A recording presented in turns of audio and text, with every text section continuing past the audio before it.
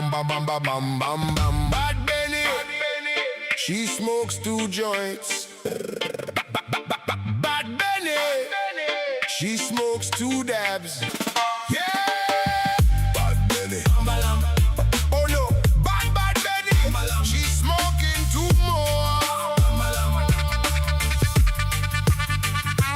Oh, Bad Benny, yeah, Bad Benny, Bad Benny smoke the kind, make her feel so fine. She's always ready, she's so rock steady. Oh, Bad Benny, yeah, bad Benny.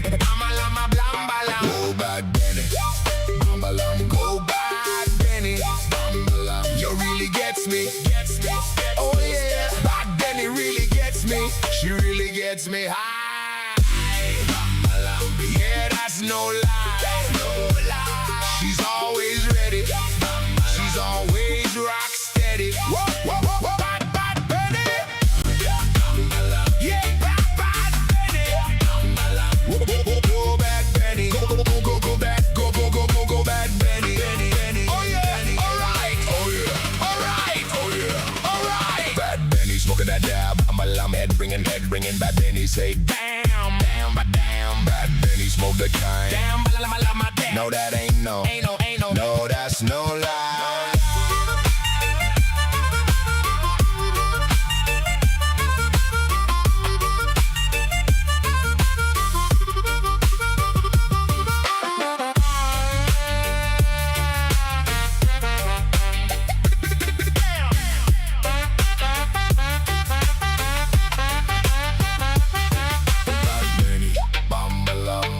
Oh, Bad Benny, bambalam, yeah, Bad Benny, bambalam. Bad Benny smoke 2 joints in the morning. She smoke 2 dabs at night. She smoke 2 joints in the afternoon. It makes her feel. Alright. Yeah, that's no lie. She smoke 2 joints in time of peace and 2 in time of war. She smokes 2 joints before she smokes 2 joints. And then Bad she smokes 2 more. Benny took a big spliff for some good sense Emilia. She took him up a big spliff for that good in the car. Big spliff, smoke weed every day.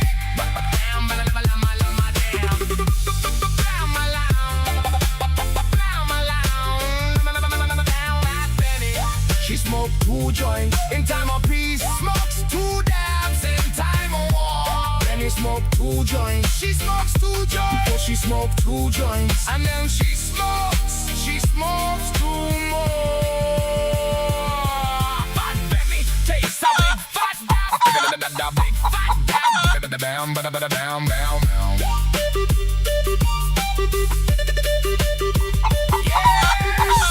She's smoking. Yeah, she's smoking. Smoke 2 joints. She's smoking.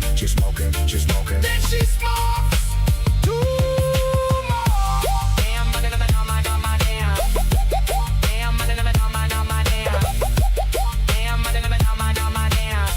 Bad Benny. Oh, Bad Benny, ambalang. Bad Benny. Oh, Bad Benny, ambalang. Bad Benny. Oh, Bad Benny, ambalang.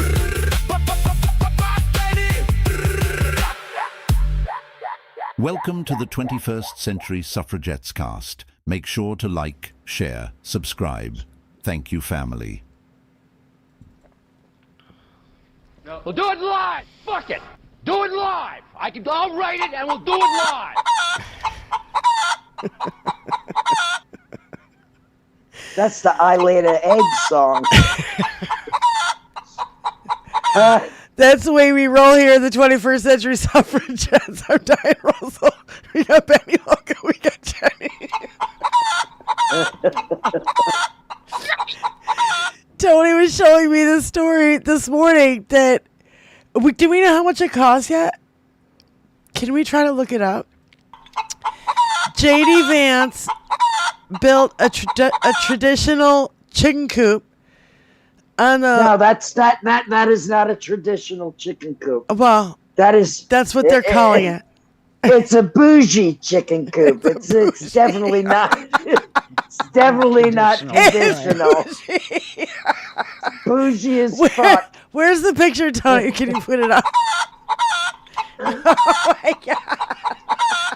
Yeah, I had chicken coops on the farm and they didn't look anything like that. Right. Motherfuckers. That sound makes me giggle. And he said he's going to take care of all the chickens all by himself. He promises. Yeah, he's going to do it. He's going to take care of them. Uh-huh. Yeah. Mm-hmm. And I was like, how much did this cost us? Yeah. I want to know how much of our taxpayer dollars were. Is it a $400,000 chicken coop? Oh, my God. Fucking. Right. Oh, my God. Yeah, Living how much better did it than cost? most people. Yeah. Fucking chickens have better housing than half the people in this country. Yeah. Just saying. Than our veterans. Right. There's a The picture chickens of it. got a better place than our veterans. It's such right. You are right, Benny. It is so bougie. While they're stripping fucking look at that. all their benefits Look at away. Oh, hi. There's me. Come on, man. How much That was funny. Vance That ain't right. family installs I mean, come Victorian-style chicken coop at vice presidential residence? Because that was money well spent compared to some low-cost housing for the homeless. We'd rather shoot Yeah, them and execute them, according to Fox No, News. no. This is much? more They're building concentration camps for the homeless, right. and which half of them are veterans. But if Chicken. you're supplying eggs to the vice president and his minions, you're golden. Isn't it All right, C-O-P? Wait, C-O-O-P. Isn't that really how you spell it? Yeah. Yes, COOP. Cost Coop. taxpayers. We were talking about chicken coops last night. I told you we Yeah. were running on the roof, and then the kid fell through. He just disappeared. No Holy taxpayer shit, that money was a used chicken for coop. its construction is what the AI overview says. No. Every penny they spend is taxpayer money. No Every shit. fucking dime. Especially on the vice president's residency. Mhm. And guess what? Do you think he pays to maintain that residency? The fuck he does. We So do. every time that needs tended to, which is going to be Yeah. daily, there will Yeah. now be somebody to have to do that will Yep. be paid for by taxpayer dollars. He's Folks, gonna have. And He's gonna have a white farmer in I overalls. mean, come on. check Just out all because- these headlines, though. Headline just after 'cause he doesn't headline. respect her doesn't mean he's got Usha in there cleaning the toilets and cooking dinner. Yeah. Okay, just saying. Fox News, a source familiar with the project, noted a coop, I guess, yeah, was built at no cost to the American taxpayers. CNN, the newly chicken coop designed by Carolina Coops came with no cost to taxpayers, according to the source familiar with the matter. ABC News, Lies. Vice President J.D. Vance added a chicken coop along with a dozen baby chicks to his residency at the U.S. Naval Observatory. Huffington Post, the coup was built without taxpayer money, according to a person familiar with the project who spoke anonymously. Tell me, sweet little Because they were not authorized to discuss it publicly. Everybody can get fucked. Raise your hand if you think American taxpayer dollars were used to fucking pay this thing, and we demand to know how much it was.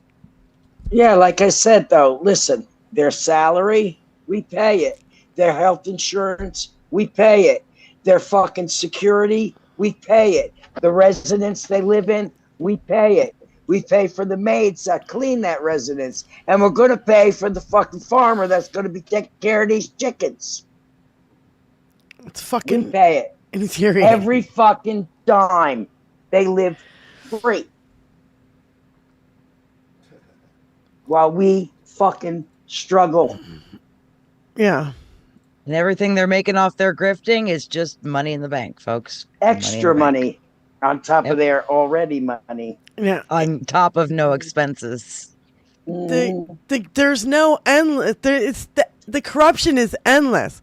Hatch Act was thrown out a decade ago. Nobody gives a shit. There's no. Nope. The Senate is absolutely capitulated. Like, they're just fucking. All of them are lame ducks. They're like literally doing nothing. We have so much stuff on this New York Times story that everybody's talking about except the fucking mainstream media. Of course they're not. I think They can't CNN insult. is going to They cover can't this. insult the king. Oh, CNN is not going to fucking cover this shit. All of a sudden, truth is going to happen. Actually, Yeah, talking nah, about yeah, the nah. real fucking issues is going to happen. No, we're not going No. to talk about real issues. From the we'll beginning- scoot those under the rug, and Everybody's making money on this deal. From the beginning, I knew that like everything he's been doing is to distract from the fucking Epstein files. That's all he gives a shit about. He doesn't give a shit about anything else. Then I just hear a report that, he started bombing Iran as soon as this fucking story came out. As soon as the article came out. Isn't that a coincidence? And then now he's stopped because Iran has threatened Elon Musk. And he needs fucking Elon Musk to fucking cheat in the elections. That's right. Can't fuck Tony, with will you get me one, Elon. please? Yeah. Get me It's our one cash too, cow. Tony, for fuck's sake. Get me one too. Benny wants one too, Tony. I've thrown everything at this migraine. Maybe I need an alcoholic beverage. Maybe that'd sort it right the fuck out. hey, Mm. I mean, could it Somebody's- get worse? What the So- hell? Try something. And Somebody's oh my God, what the hell is this? What the hell is this? What is it? It's little. It's a baby, honey. It's a baby, honey. It's just a little baby. Yeah. Oh, what the hell? Talk Oh my about God. shrinkflation, for fuck's sake. Yeah. Shrinkflation. I can drink 20 You're of gonna these. notice, right? Don't thou. It doesn't fit in my fucking koozie. It's gonna fall right out. No. Tiny. Well, my only plus to that is like because it's summer, at least it won't get like warm as you get to the Yeah, bottom it because doesn't you don't have have any time. time. That's right. know. No time to get I wonder warm. how The many only swigs I can plus- do this in. Like, I'm not gonna do it now, but like, One, I'll do it at the end of the show if there's any left. Oh, Jesus Christ. but I mean, you have there's 24 one of plus these? plus. Okay, there should be some left at the end of the show. Aw. Unless Tony drinks Now I them want all. to play kid grocery store. Little bottles of beer and the little fake wedges of cheese and get the little fake plastic grocery cart. All right, somebody keep count. That was one. I had a 6-pack of beer in my refrigerator for like 5 years. And then I finally brought it outside to go put it in the garbage because I was like, it's 5 years fucking old. And this guy that we knew over there in Virginia stopped by and he saw the beer. He saw me set them out there. And What are he you liked to doing? drink beer. Yeah. So he's like, why are you throwing the beer away? I'm like, well, it's old. He's like, there's no such thing as old beer. And he drank all 6. Yeah. So I wanted to also start off the show with a little something funnier than the fucking chicken coop, which is just fucking dumb. And start off with a video that Tony posted as a short. Hey, Tony. You're killing Benny, dude. Come Tony, on. I got a migraine, dude, and that chicken noise is just a cut right now. Oh, I have to drink one of those with my pinky up. The picky up. Yes.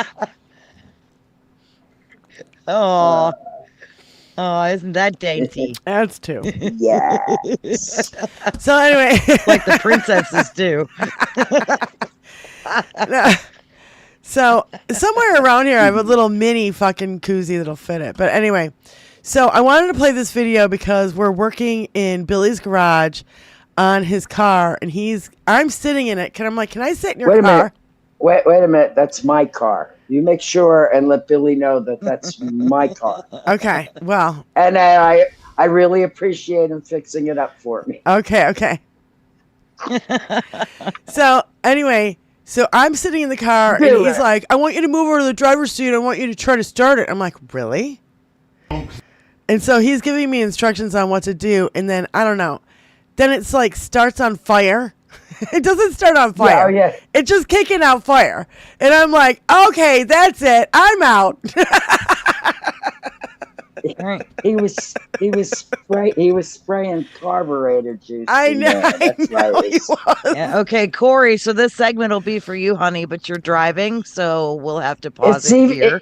It's even the right color. It's even the right color. It's never going to work. No, I'm kidding.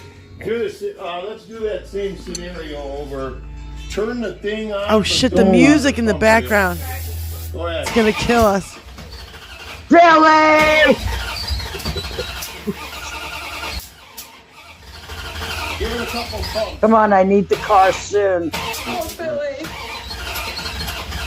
You can pump it. Oh, Billy. You pump it. Go ahead. No, that's it. I can see the fuel.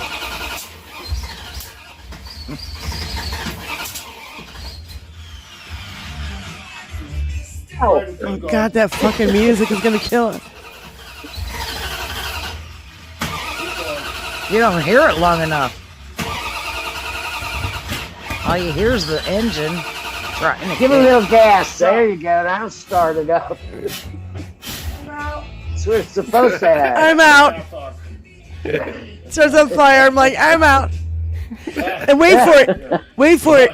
He says I don't like men or something. I know you hate men, and so I thought I'd say. Oh man, look at that. Yeah. Look at that. It's so nice and clean. See, I knew you'd love that, honey. R shit, huh? And I'm just like, okay, I don't know what he sprayed in there, but it started on fire. Okay, I'm out. And then I couldn't even open the fucking door. Like, you had to really push on it really, really hard. That's because it's a real American steel-made door. Right. They're not. There's some not actual. little- yeah, not And little Benny- plastic Yeah, there's paper some doors girth like to we it. have now. I've been in that car when he drove it, and he squawked it and squawked it and squawked it all the way down the street. And holy shit, we were burning rubber for like 10 minutes. It just seemed like forever. And we were like, I was like in the back seat holding on for dear life. It was. I hate when people waste rubber good tires like that. I would make those fucking expensive tires last as long as I could. I've been in a Mopar with Billy a long time ago. I would drive it like a cream puff that it is. He did the same shit, fucking just, you know, he loves his Mopars. So does Tony. So this is one thing they do So agree does on. Benny. Yeah. Benny loves Mopars. So, I'm a Mopar. and by the way, guy. the beautiful white car next to him. What's the white car, Tony? It's a Dodge. It's a Super B. Charger. Super B. Okay. Didn't you have a Charger? This is a whatchamacallit. I forget what it's called. It's Show a it dart. to me, Chony. It's a Dart Swinger. 72 Dart Swinger. Yeah. And I'm like trying to fucking start this thing. I'm like, this thing scares the shit out of me. Anyway. My dad had the 67 Dart, and I wanted to buy it from him, and he wouldn't sell it to me because it would have pissed my brother off. It's like, I don't give a fuck if it pisses him off. I got the money. It's cash. You know, well, he sold it to some fucking stranger. No, Vicky is, Mopar is not Ford. Mopar is Chrysler, Plymouth, Dodge. Dodge.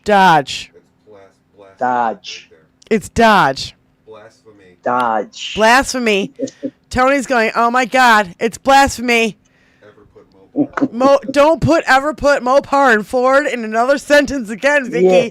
Tony might lose his shit and fly off into space. And he needs to make. Fuck you. Oh! Fuck you. You suck. Uncle Fatty. You need the space noise. I can't twirl forever. He might lose his shit. He might lose his shit, Vicky. Oh my God. I gotta calm him down now.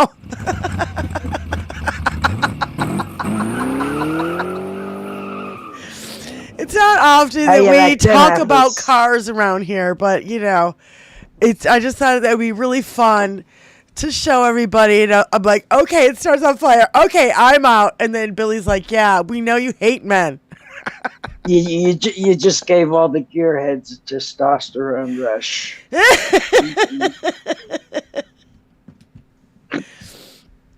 Oh, yeah. Yeah. Oh, God. I'm sorry. Okay, everybody's like, Hyundai rules, Jeeps are on fire, Ford found on road dead. Yeah. Ford equals found on road dead. Yeah. Diane, give Tony one of those little beers. Oh, honey, he's already 2 in, probably. So I just thought that would be fun, and I, definitely wish Billy good luck on getting both his rides working. He switched engines. He went like this. No, he didn't. Yeah. Oh, he didn't? No, he kept that one. He's buying a 440. I'm sorry. I was going to say, what, did he have nothing better to do? No, I'm confused. Same engine in the dark. Same engine in the dark. He just... And took the motor out of the Super Bee. He took the motor out of the Super Bee, and what did he put in there? Nothing yet. He's buying a 440. Oh, he's buying a 440 for the Super Bee. Yes. Okay. He took a 318 board out. He took a 318 out. Board out. A 318 what? Board out. Board? See, I don't know what these words we all mean. know.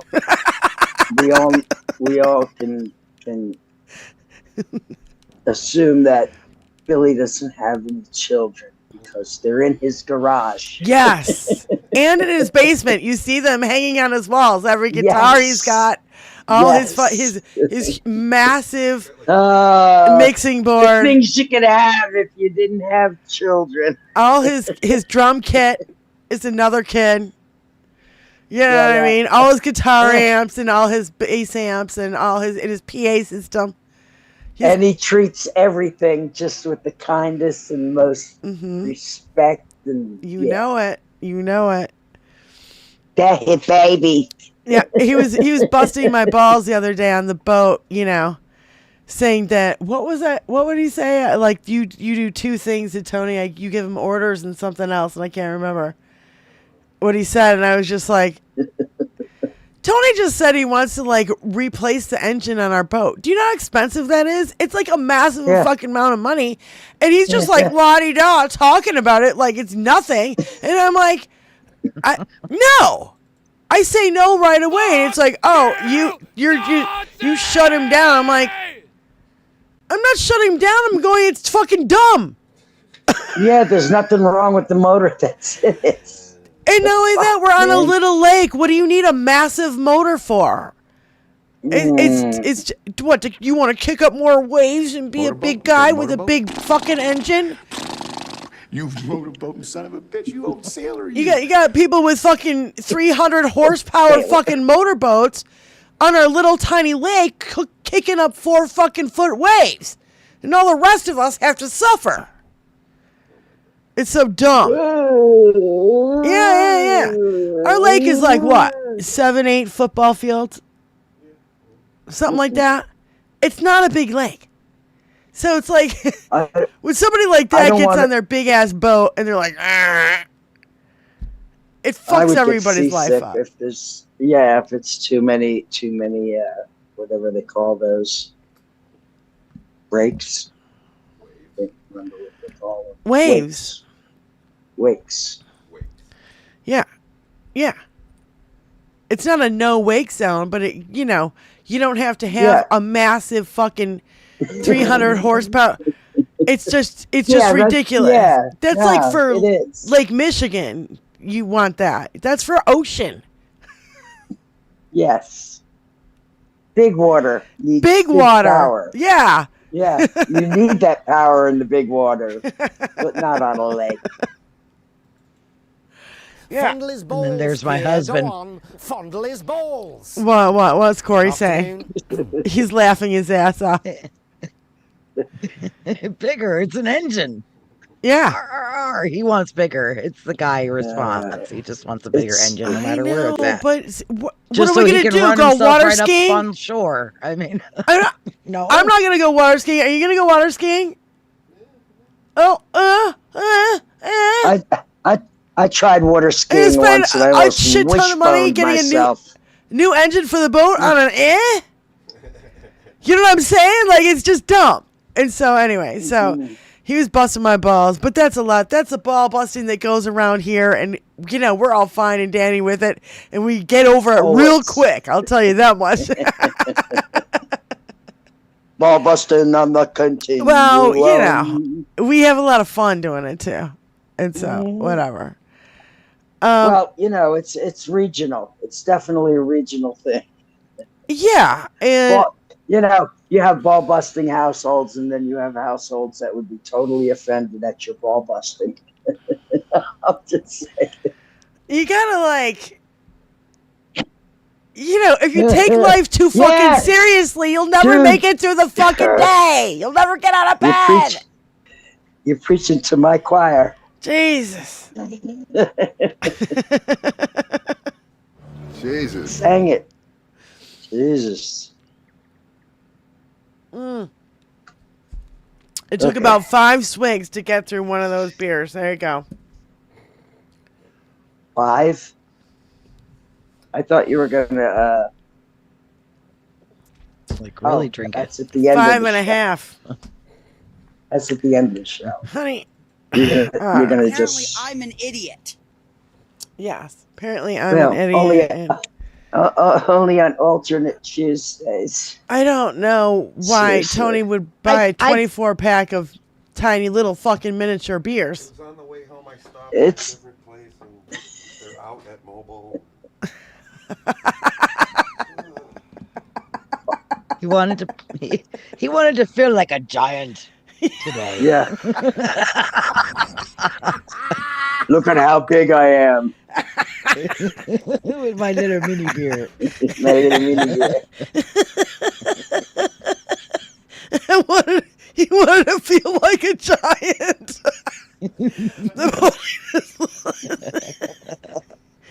It makes me feel like an Amazon. Oh, here's a nerve. Look at Yeah, see? Well, gee, you're kind Tony's of a- calling it a lot there, Tony. I'm just saying. Tony's a giant. Already am a When you giant. got it in your fist like that, my man, It looks like you're holding something you're else. taking that beer a little too serious. Too I'm just- seriously. Are we giving that a name like Clarice or just? I will send you to Jesus. You're gonna need a couple Right of on. stamps. Just saying. Oh, I'm back to a normal size beer. Fuck you, trolls. At least it takes me like 10, 15 sips to get through a regular one. How many licks does it take to get through to a little Heineken? It's a nightmare. This is a It is a nightmare. It is a nightmare. Because we're living through fucking the death of the Confederacy. And they are shitting in their pants. And they are all so busted being fucking pedophile protectors and pedophiles themselves. I'm so sick of these motherfuckers. Let's get to the subjects of the day. Okay? Yes, let's. So, Shall we? you know, he fucked up the whole thing. Us the greatest country in the world. I don't know what the fuck you're talking about. Yeah. And play the Ojeda clip. Get that fucking ready. Because, what? The Ojeda clip guys of aren't women should subscri- rule the fucking world? Because men have fucked Yeah, it up if you're for not- too long? If you're not subscribed to Major Argetta, please go over and subscribe to his YouTube page. Yes. He needs He's also subscribers, on Facebook, and he's right? running. I said it right here on your show. I am absolutely, completely supportive of friggin' women winning all up and down the damn ballot. Because you know what? The men have really fucked a lot of shit up. Yeah. Who's been A lot, Major? Everybody, raise your hand. Tell us who has been in charge for the last 249 years in this country? Who's been in charge? I know. Okay, Jenny, you raise your hand first. Go ahead. Little dick men. Ah! White men. You forgot. White. Yeah. White shit. One more well. I'm sorry, Jenny. Just let you know. That was an incomplete answer. Can we go to Benny? She raised her hand twice. The second. It's the white man that wrote the Constitution. Yeah. They've been running it. I'm sorry. Okay, asshole. I'm sorry. They almost meant enough. well. They left some parts out. Is what happened. But they was white. So Dinky goes to the fucking game 3 at the Knicks. Now, I'm not a huge fucking, sports fan or whatever, but it seemed like he put a jinx on it because they fucking were down 29 points yesterday and came back and won it by 1 point, right at the fucking end of the game. It was to somebody. I was floored. They had to make sure they didn't start something like the curse of the great Bambino that lasted for decades. Yes. They burned sage. They even brought out the guy who sang the national anthem that first night, just to make sure that everybody knew that they weren't booing him. They were booing Dinky on the fucking TV screen. Yeah. So I love it. That thought came to my mind. Troll. Like maybe this guy thinks they're booing him, and then I thought, no, I'll bet you this guy with the mic would like to be going, boo. And you notice how all the pedophiles, how all the pedophiles were there on game 3, and then none of them were there at game 4. Why? I don't know. It seems like that Epstein touch. It fucking fucks up everything. It fucks everything. They cause the disruption that they wanted to, and the spectacle. These are all distractions from. Oh yeah, I know, and we're getting to the Epstein thing. Don't you worry. But we've got people. Everybody, he's fucking with people that are trying to come over for the FIFA thing, the soccer thing, and that starts today. They're not letting people in from Iran, and they're fucking with players, with referees, with I forget, coaches. Listen, wait a minute. All sorts of this shit. Wait a minute. Everybody knew this was going to happen. I know. Everybody saw this coming. I know. So everybody should have said, you know what, USA? Fuck you, we're not coming. We told them. Yeah. That's what they should have did. But what did they do? They gave him a fucking golden trophy instead and let him... Yeah, well, let him have his golden fucking trophy. We're still not coming. Well, what is more important to a person, a sports game or their fucking freedom? Or perhaps even their life? Please, it's fucking madness. And who owns these games? The billionaires. Yeah. That's why they continue, because if there's any chance to make a profit, they're still going to try to do it. No, and he tried to call the booze that they don't were believe cheating. in the people doing the job. They don't give a fuck about the people actually making the money for them, but they want that revenue coming in. It's a funny double-edged sword that they've got going on. They despise all the brown people that have to do the job of playing soccer, and foreigners that are involved in it. But then, because we're all peons. All of the athletes around the world are just peons to these owners. no matter the race, really. It's again, folks. It's a class war, not a race war. That's right, and those athletes are just modern day gladiators. Right. And even if they get a little money, they're still not part of that club. That's right. That's right. They belong to the You're not Tiger Woods, folks. There's very few that reach that echelon. First of all, it's supposed to fucking rain. You ain't Tom Brady. 65% chance of rain and 39% chance of thunderstorms on Dinky's UFC fucking fight in DC. Okay, which I could be. Come on, rain. Anybody get one of those rain dancing thingies? You know, it's like a. We'll play my rain dancing video. I was gonna say I'll play "Rain Dance Maggie" by Red Hot Chili Peppers all weekend. Yeah. Okay. No, I have a rain dance that I do, and I use it every year. And it works. Yeah. So what I'm saying is, we need it to fucking rain, and I want lightning. I want thunder. I want high fucking winds. I want the whole thing to be fucking a nightmare and have to be canceled. Number one. Number two, it's already a nightmare because everybody pulled out of this fucking celebration as far as musicians are concerned. So he canceled it, and he said, I'm going to be Elvis, and I'm going to be like, oh yeah, without a guitar, and I'm the biggest draw there ever was, and everybody sucks my dick. Oh yeah, I'm so great.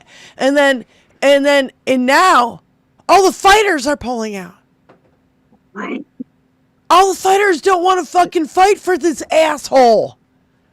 They're going, in the hot heat under bright lights with bugs sticking to them and fucking gross. It's like, this just couldn't sound more disgusting if you tried. Hot, but sweaty men in hot summer nights kicking each other's fucking ass. You know, the thing is, when they do it in like a UFC fight, it's in a stadium, right?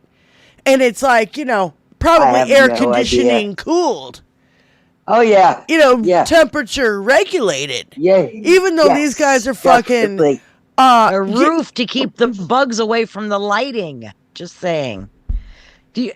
Folks, you ever in a parking lot in the summer and look up at one of the parking lights in the summer? The bugs. And they're going to be under a dome of light. Between flying ants, mosquitoes, moths, you name it, they are going to show up in droves. You know, it's going to be a major malaria event.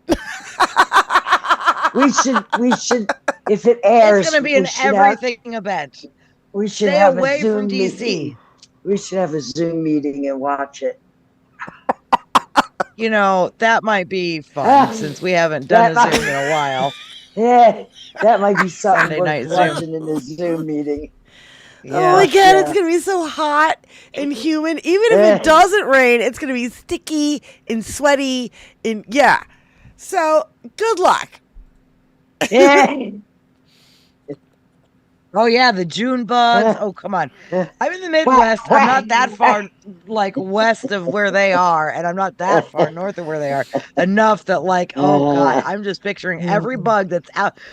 Look, when I let these dogs out at night, every bug that light is on all of the 2 minutes that we are out there, and if I forget to turn it off outside, the cloud I walk out to the next time is like, fuck. Yes, I'm pissed because there's more bugs than you can shake a stick at. Oh my God, you guys are so fucking hilarious. Our chat, powered stadium lights, guys, it's gonna be ridiculous. Yeah, our chat is so funny. JB Nation goes, I'm gonna bring bees.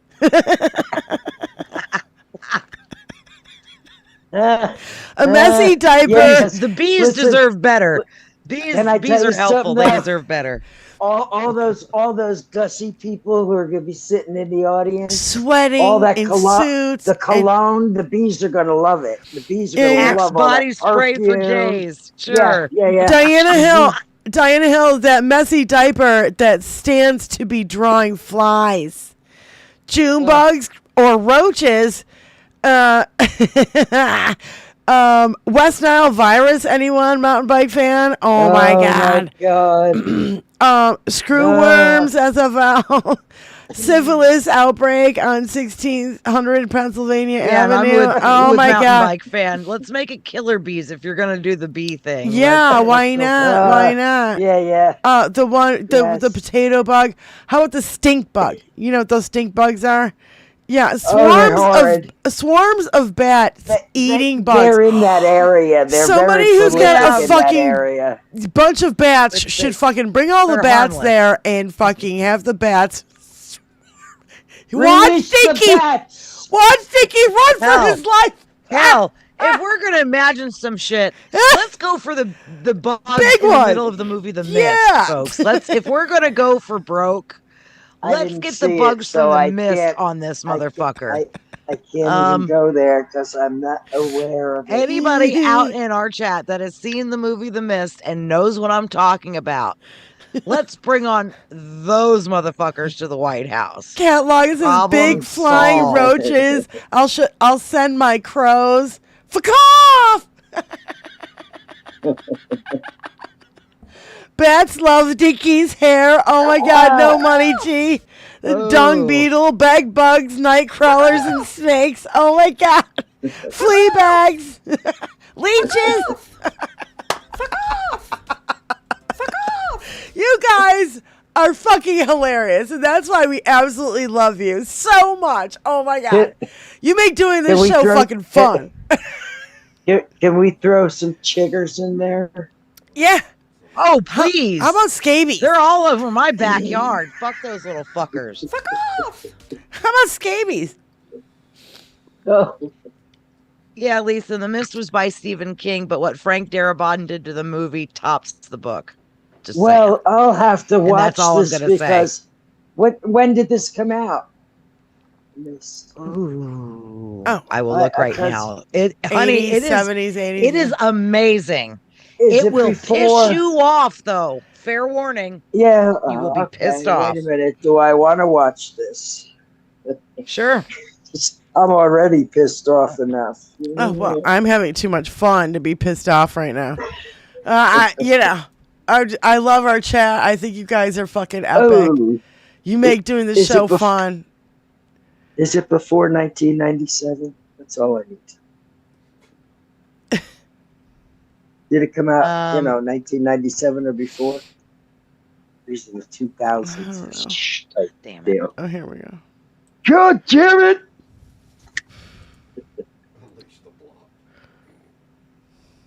Wow. They don't want you to know. 2007. Yeah, now. I haven't done any Stephen King since Oh, I thought, really? It came out that soon? 1997. 2007 was The Mist. Was there an Promise older y'all, version it and is- it was remade? Maybe. Not that I'm aware of. This is the one that I've seen. With Thomas I Jane, don't Marcia think- Gay Harden, Laurie Holden. Yeah. This is kind of like a mini Cooties! because it was directed by Frank Darabont, who also did The Walking Dead, which I've never seen one episode of The Walking Dead. But this movie, it's something Everybody else. make I way mean, for The Walking Dead. this is one of my favorite movies to look at YouTube reactors react to. Just saying. You know, Yeah, I've thought about doing reactions because I have been out of the entertainment loop for 2 decades. You really should, Benny. I've missed a lot. Let's just say, but I haven't missed anything because And it's here's what I basically like all about backwash. reaction videos, at least personally. Like, I won't watch a reaction video for a movie I haven't seen because Right. I want to see somebody's reaction to something I know what's coming. that you can relate to, that you've had That I can relate feelings of, to that feeling yeah. of holy shit or oh my god, that's hilarious. I can dig it. And a lot of times I don't have the time to sit and watch the whole hour and a half movie, but I can sit and watch somebody's reaction to it for a half hour. That's just as Yeah, good yeah. to me most of the time. So, I appreciate that about I loved YouTube all reaction the pages. the people who were doing reaction commentary regarding Melania's movie and how fucking horrible it was. Literally, they're like, it's literally her walking from room to room in different outfits. It didn't give you any Smiling at the fucking camera, information pretending she's except for the important. fact that they don't live together and they don't sleep together. She made it clear as day that they don't sleep together anymore. It's over. Hey. Did you see me win the election? No, but I'll watch it on TV later. Oh my I God. loved in that paper doll book that every expression for Melania was the same. Yeah, fucking thing. Yes. Resting bitch face. Yeah. Fucking C word extraordinary. I love that. All right, so I love this chick. This is the chick said, what's his name? Fuck his ass. You know what I'm saying? That chick. Fuck his ass. Yeah. Representative Sydney Kamalagar Dove. And this is her speaking on Dinky's really health. Damn it, man. Mr. Speaker, I rise today to sound the alarm about a grave national security threat, Donald Trump's sleeping habits. I know we have rules about decorum, so I will stick to the facts, because this is, in fact, a serious matter of oversight, transparency, and national security. In meeting after meeting, Donald Trump has fallen asleep. In public, on camera, in broad daylight, when people lavish praise on him. We cannot trust the White House on matters concerning the president's health because they are denying what Americans are seeing with our own two eyes. Just last week, Marco Rubio seemingly lied to Congress about this when he told my colleague that he had never been at a meeting where Trump fell asleep, despite being shown a video where the president dozed off right next to him. We cannot have a president asleep on the job. Is he sleeping in classified briefings, on calls with foreign leaders? How can we trust a president who is literally asleep at the wheel to make informed decisions about national security? An April YouGov poll found that 48% of Americans believe that Trump is also suffering modest to significant cognitive decline. He is increasingly making erratic decisions and raised questions about his mental fitness for office. He is posting AI on Truth Social at ungodly hours of the night. He is hyperfixated on his billion-dollar ballroom and a $1.8 billion slush fund for political allies instead of ending his war of choice on Iran and lowering costs for Americans. Sadly, the White House has repeatedly failed to be transparent with the American people about the president's health. Trump consistently has bruises on his hands that the White House claims are from handshakes. He received an MRI without knowing what body part was scanned or disclosing why he received it. The White House failed to put a mysterious dentist appointment on the presidential calendar, as is normal for medical appointments. Dr. Oz said the president is taking cognitive tests every day because he likes the results. And the White House removed a hair loss prevention drug from the public list of drugs he is taking, saying they are not obligated to disclose what medication the president is on. Is Trump suddenly naturally growing his hair, or is the White House hiding something? We need real transparency. It is time for Republicans to wake up and join Democrats in demanding transparency from this White House about the president's health. It is a matter of national security. It is. And with that, Mr. Speaker, I yield back. It certainly is. It is, and I'm sorry to laugh through it, but every time Tony did the fuck his ass drop, Fuck his ass. I can almost tolerate looking at him in this shot because this is how I want to see him from here till eternity. Yeah, eyes closed, sleeping in a casket forever. Nice, cozy, box type environment. Oh God, yeah. Go to the light, Donnie. Go to the light. David Dog. He wants to so bad, but he's so much, wants to just be powerful and wealthiest man on the planet. You know what I mean? And it's literally Weekend at Bernie's with his health. We have no clue what's going on. That's the only thing that's keeping him alive is his ability. Because he's got the best health care in the world. Allowed to do. Yeah. If he had what everybody else has, he'd be dead already. Oh, just saying. Just saying. So here's our long time ago. Let's be real. A long time ago.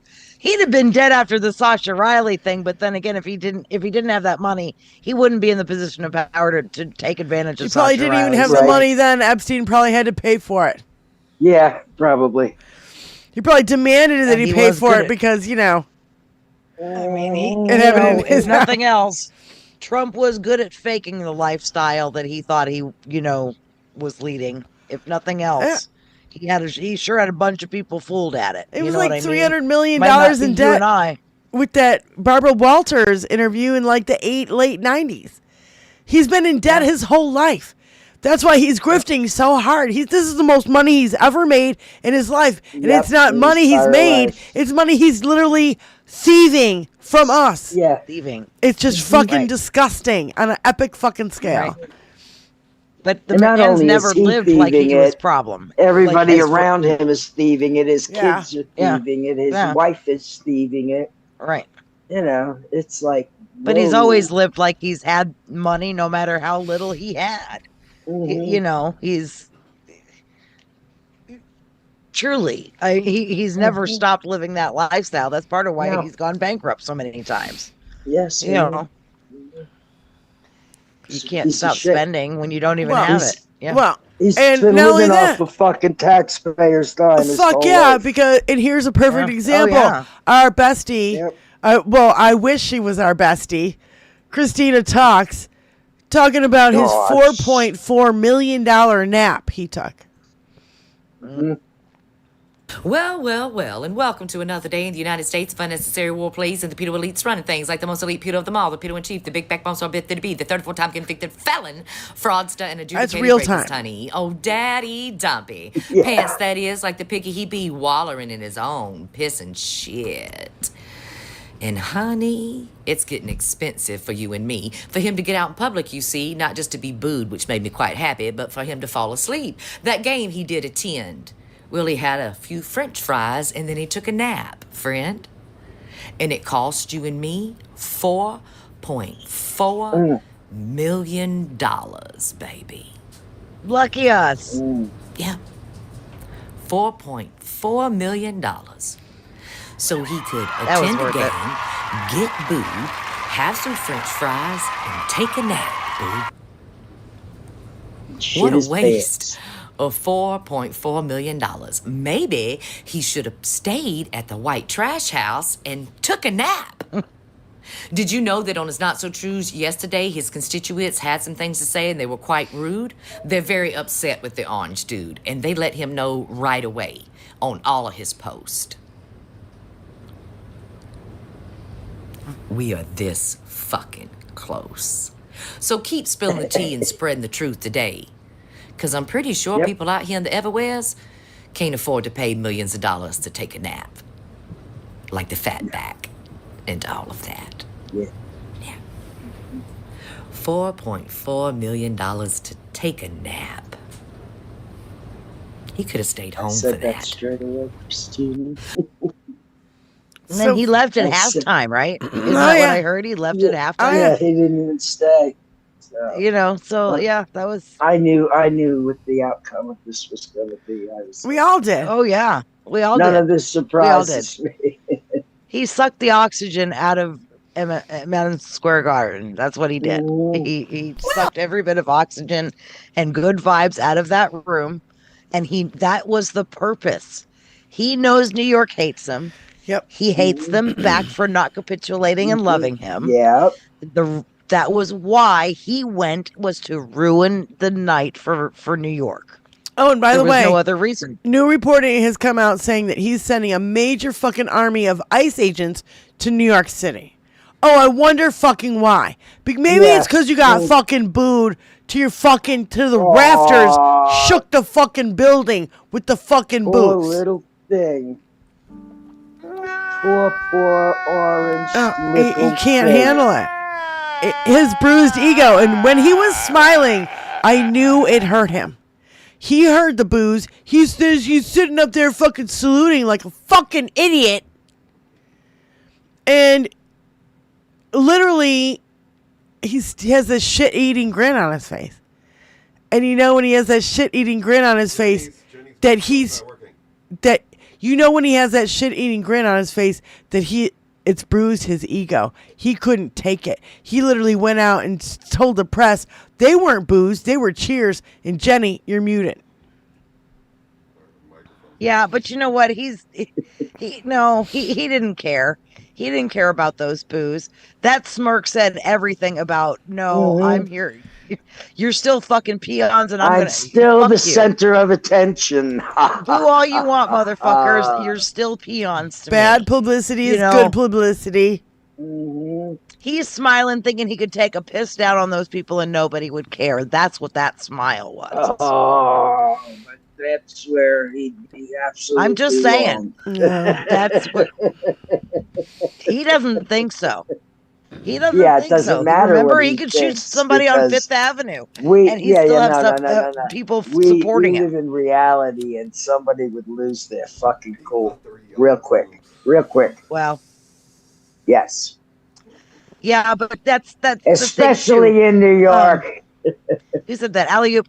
Exactly. He was never accepted by the Manhattan elite. Yeah. They always thought he was a fucking goofball. He's never been accepted any fucking where. Anywhere. Because he's a fucking The NBA didn't want him. The NFL didn't want him. The Manhattanites didn't want him.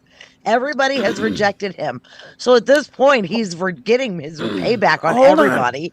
That included New York the other night. Yeah. Hold on. It was proven last night. Hold on. Also, the reason why he starts all these golf clubs and country clubs is because no one wanted him as a member. So he started his fucking own country clubs. Right. Because he knew it was a goddamn ripoff. He owns all the fucking property. All the money goes into his goddamn Right. And now, they're conveniently been made into cemeteries. Yeah. You make it. You put a goat on the land, and now it's a farm. Yeah, and you put a fucking grave on the fucking land, and now it's a cemetery. So you get 2 tax breaks for wherever she's fucking buried. Durrell, Bedminster, I forget. Right. I think it's Bedminster. Everything he owns is basically lambda for rich dorks. That's what it is. He's the lambda society from Revenge of the Nerds. Like, they couldn't get accepted anywhere else, so they just kind of made their own fraternity. Yeah. It's So everybody was commenting about this, on our last show on Tuesday, and Politics Girl put together a little video here where it just put it all in perspective for all of us. And this is regarding, them trying to take away our Medicare, Medicaid, Medicare, and Social Security. It's just infuriating every time. I'm getting so sick of them calling it an entitlement. Oh, fuck Social Security is not a goddamn entitlement. That's my fucking money. That is our fucking money. That wasn't an entitlement. You're not entitled to my money. Yeah, that's right. That phrase is just pissing me off by that side. Oh, Mike Johnson just said the else. quiet part out loud, that your health care and the money you paid into Social Security are entitlements that Republicans plan to take care of next year. And you don't have to take my word for it, because you can just listen to Mike. Then we're going to lead up to what we have to do and address. The largest spending items, the reason we're in trouble is because over 74% of federal spending is on autopilot, mandatory spending. That's your entitlement programs like Medicare, Medicaid, and then things like Social Security. They have to be adjusted and fixed. We have a plan to do that next year. The Republican Congress members have a plan to take care of your Social Security, something that American workers paid into for their entire lives. And they have a plan to take care of your Medicare and Medicaid, the thing that keeps everyone from our elders to our children to our veterans alive. The reason we're in trouble is not because the American government prioritized its people over its bottom line. It's because Mike and his party are allowing this administration to spend money hand over fist on everything from vanity projects to White House renovations to the destruction of already paid for green energy projects like wind farms, only to put $700 million towards propping up the dying coal industry to please the fossil fuel friends. And, of course, an unnecessary war that is costing us $1 billion a day. We're in trouble because Mike has allowed this one president and his party to increase the national debt by almost 40%, with our debt now surpassing the size of the total U.S. economy for the very first time. And that is not because of entitlements, Mike. That is because you are unable to tell one entitled boy? No. Well, my It's infuriating to the extent where you're just like, I just want to fucking pull my hair out. I'm so pissed. Then don't take my money. If you're not going to give it back to me, you're not entitled to it. That's my money. Yeah. Okay, if you're going to call it an entitlement like I don't deserve it back, get the fuck out of here. This is the money I've earned, not you. You're not, no. Federal government's not entitled to every bit of my money. You took taxes out. Pisses me off. That's what you wanted. He's never earned a fucking dime in his life. That's right. Oh, I know. He's never These are earned people a that just fucking... right. Oh. Right. We'll never ever be in a position to have to worry about bread and medications and if they can afford both. Like, and the damage never he's have to already worry about keeping the heat on or the air on, and yeah. And the damage he's already done to our country is going to take decades to fix. This happens if he takes away Medicaid, Medicare, and Social Security. It's so fucked up. It's I can't even begin to the catastrophic effects of this would be so epic. And you think people are pissed off now? Shithole that he calls other countries. Holy shit. Yeah. Just watch. Oh, look at those third world countries. What? This one that you've turned it into? This one yet? Oh. So. Yeah, just how he created fake news. He called it fake news till it became fake news. He called America a shithole until it, shithole. Third world shithole. Right. Until it became a third world shithole. It's... That whole fake news thing pisses me off too, because look, just because it's a question you don't like doesn't mean it's fake news. A question is not news. Your answer or lack thereof is the news. Even just a little tiny bit of pushback he got from Kristen Welker, just like set him off the edge. Off the chain. Yeah. And that's why reporters in the news is so important, that we need to have it to hold the powerful accountable. What happened in Watergate? Now Democrats are going, oh, this is Trump's Watergate. Watergate is patty cake compared to what we're fucking dealing with right now. You betcha. It's not even a man that mutilates comparison. little girls' nipples. And we're talking about, potato. He is a piece of shit. Epic piece of shit. Epic piece of shit. Every which way. Yeah. Morally, intellectually, spiritually, bankrupt. Disgusting pile of stench. And he's in control of our country and is driving it straight down. Yeah, because Putin has the Epstein files. Putin was in contact with fucking Epstein before he passed. It's in the goddamn files. We knew that he wanted to, because at that time he was starting to shit on fucking Epstein. Okay? And Epstein was in prison. He's like, oh, well, let me get what's his name? I forget the guy's name. One of Putin's goddamn lackeys to fucking... I need to talk to him so I can tell him how to handle Trump. What do you think he fucking handed over to him? You think the PP tapes were bad? Don't even think about it. Well, that's what he was initially worried about, I think. Because I don't think he ever thought this Epstein shit would get the PP tapes, especially when he took all the classified documents when he did. I guarantee you a lot of that had Epstein shit. But the PP tapes were in the Steele dossier or whatever it was called. Steele dossier. And that was in 2015, 2016.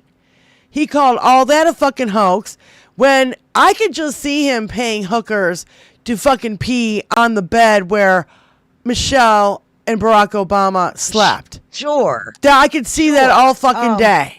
He's that fucking That's how depraved. petty He is. Why do you think he... Yes, he's very much a petty man. Yes. Why do you think he ripped up every fucking thing Obama ever did? Because, the black man did it. Ooh. Right. You know? It's the fucking dumbest shit ever.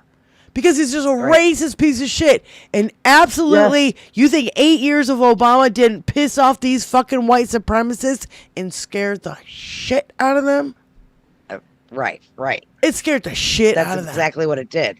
That's exactly what it is it scared them. They didn't like the fact that they had a black man was in charge. united. I was in tears when Obama was elected. I was in tears when I saw his inauguration. I was in tears. And then when I saw Dinky, I was in tears for fucking different reason, going, holy shit. How can you go from this epic, beautiful black man and a fucking nice guy and really try to do shit for America? Got us Affordable Care Act. For once. And it wasn't perfect, but he got cock-blocked at every fucking stage. Mitch McConnell made it his fucking mission in life to cock-block everything that Obama fucking did. Including 2 Supreme Court picks or just one. Maybe just one. There was 2. I thought there was 2. But anyway, you know what I'm saying? It's like, quit gaslighting us. You think we can't see? I'm so sick and tired of being lied to by my goddamn government. I can hardly fucking take it. It is rather maddening. All these white men never fucking ever get any fucking accountability. These cocksucking fucking pedophiles, you fucking assholes.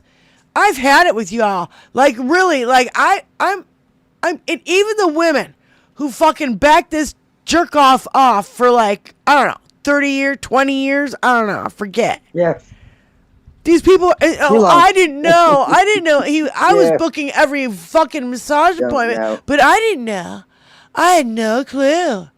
Oh my God, I have no idea. Bullshit. Oh, give me a fucking break, bitch. If you were in 5 inches of this man, you fucking knew what he was, what he is. And that's my thing too now. I don't think he's gone. I don't think Ghislaine is gone. I think that was absolutely a fucking plant.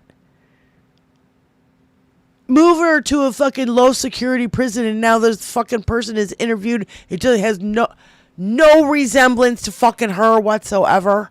You're going to tell me that was her? You're going to tell me when Epstein died there was two cars. One going out the front for the press and one going out the back. We still have no fucking explanations on any of this shit. And you want to call me conspiracy theorist and you want to fucking... Fine. Go ahead. I think he's fucking, sipping margaritas in some fucking other fucking island he owns somewhere that we don't know about. With, a new face. Like plastic surgery new face.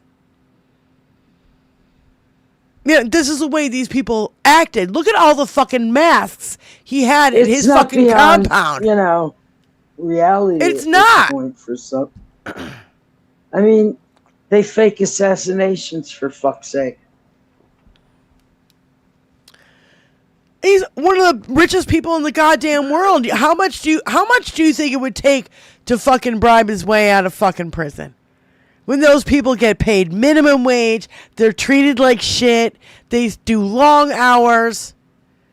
Conditions are shit. Oh, I'll pay you $5 million. When you're a billionaire or a trillionaire and all these people are handing you fucking money hand over fist, even after you're convicted of, I don't know, the light sentence that he got for soliciting an underage prostitute. Well, guess what? You can't solicit an underage prostitute. There is no thing. Exactly. That's not a thing. It's called pedophilia. So, anyway, where are we? Go ahead. Let's play It's Luke. Let's play It's Luke, and this is this fucking asshole going, oh, I love inflation. Inflation's great. inflation's great for all you all. Like, For all he the thinks it's so, billionaires, you all, you plebes. You know, inflation was 2.9 under Biden. And after COVID. Are you concerned, Mr. President, about the latest inflation number which came out this morning? Could that be a No, I love it. The numbers were great. You know what I really love? I love the inflation. Every week, this demented motherfucker says something where he looks MAGA in the eye, he explains how he's fucking them and how much he's enjoying it, and I think, all right, that's it. Now MAGA will realize they actually don't like being fucked. And every week, they look him in the eye and they say harder. What's it gonna fucking take? 3 months ago, he got on camera and said, yeah, some of you are gonna die because I started a war to distract from the fact that I was best friends with a bunch of fucking pedophiles. And you guys went, that's fine. Last month, he got on camera and said, yeah, I don't think about Americans' financial situations at all, after a report came out detailing the hundreds of millions of dollars worth of insider trading he's done in the last year and a half. And you said, yeah, that's fine. Last week, he said, yeah, it's just life that some of you can't fucking afford anything. And you went, that's fine. And today he says, I love inflation, and you ignorant fucking mouth breathers are saying, yeah, that's fine. What's it gonna fucking take? I want to know.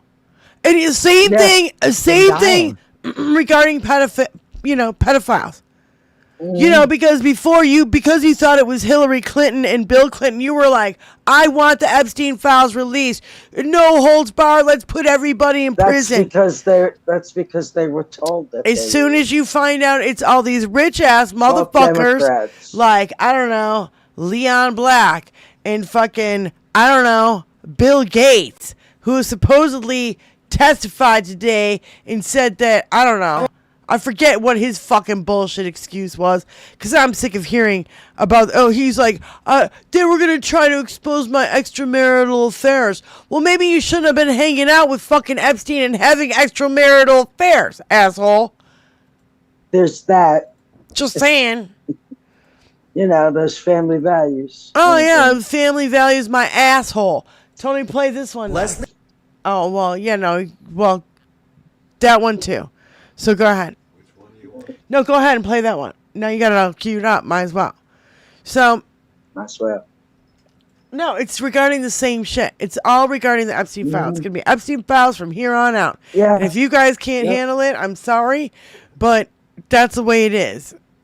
And Groff, Epstein's long-time we got a lot of assistant video from 2001 until 2019. This woman was in her 30s, and she facilitated 3 massages for Epstein every single day by girls that were 12, 13, 14, 15 years old. She did all of his dirty work. She's named, I think it's over 160,000 times in the files. She was on every email, every correspondence. She booked every flight for girls, young girls, children from different countries. She handled their visas to come over here and be raped. And she tells Congress that she knew nothing of Epstein's crimes. Bull fucking shit. Bullshit. Multiple victims have said Leslie Groff was in charge of everything from start to finish. That's why girls trusted it, because it was a female. So she has to testify in front of Congress. It wasn't under oath, by the way. Not that that would have fucking mattered. And we can't watch it. Why isn't this televised? They were so quick to push out Hillary Clinton's deposition and Bill Clinton's deposition. Where's Howard Lutnick? Why can't we watch this one? Bill Gates, I heard, is coming in, I believe, today. Can we watch that one? Les and I find Wexner. it so interesting. We're bringing Leslie Groff in.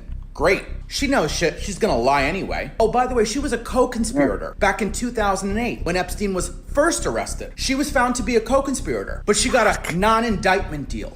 Forever. Can't touch her. Why aren't we bringing in the men that the victims name? Leon Black, former Prince Andrew, Donald Trump, Harvey Weinstein is named in the files, Jess Staley, Woody Allen, David Blaine. These are men that are directly named by children in the files, in their journals, when they spoke to the FBI. They named them. How did children know these political names? First and last, I read them. They're in the journals. All of this shit, them bringing in certain people that they want to speak in front of Congress, but they don't have to do it televised, they don't have to do it under oath. It's all for political gain in some sense or another. Nothing's gonna happen. There is so much fucking evidence and first-hand accounts in the files that we can see that they're showing us. There's still 4 million that they refuse. Can you imagine what's inside of those fucking files? Where are the actual actual fucking investigations. Why aren't we at least looking into this shit? And don't tell me they have, because they haven't. They've done nothing besides put a woman away, march another 2 women in front of Congress, fake the death of Epstein himself, in my opinion, and refuse to hold anybody actually fucking accountable. Shame on this world, but specifically, shame on fucking America, the greatest of all. But if there's anything that time has proven, it's that rich, powerful, usually white, influential billionaires are way more important than women and children.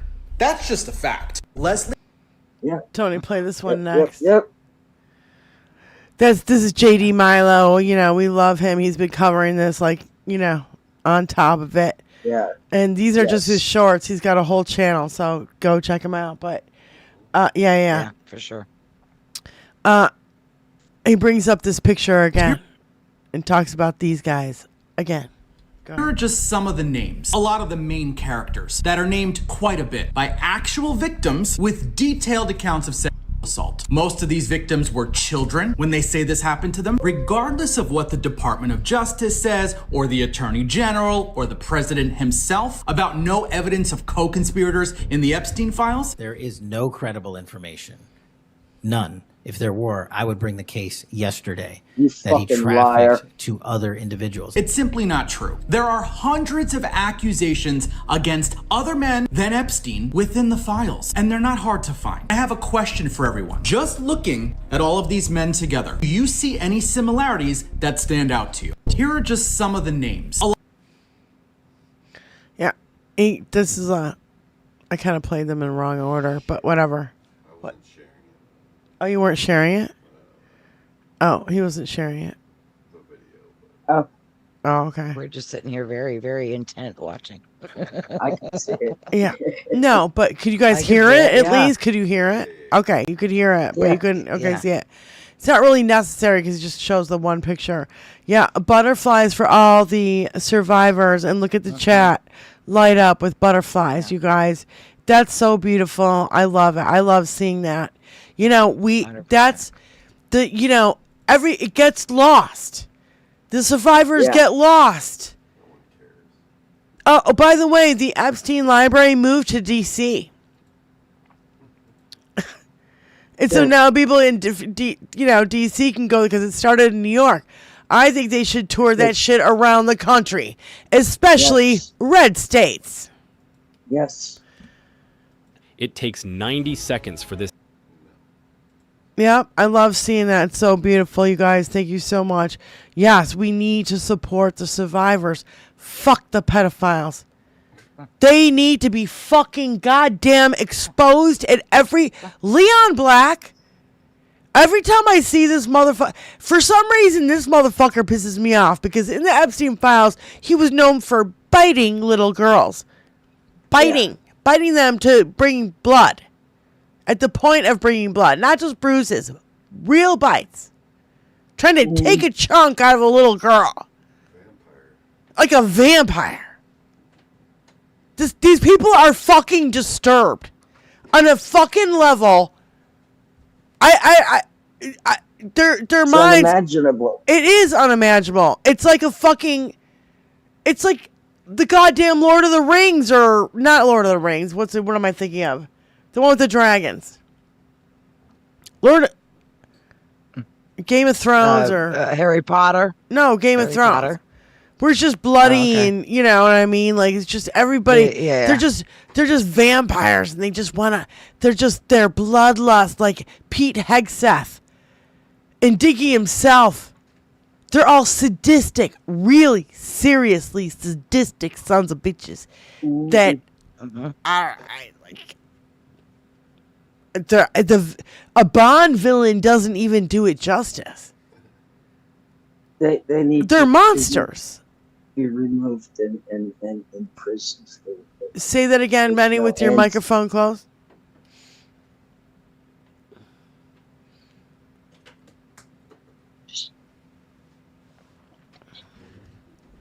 White Walkers. Yeah, they might as well be White Walkers from what do you call it? Game of Thrones.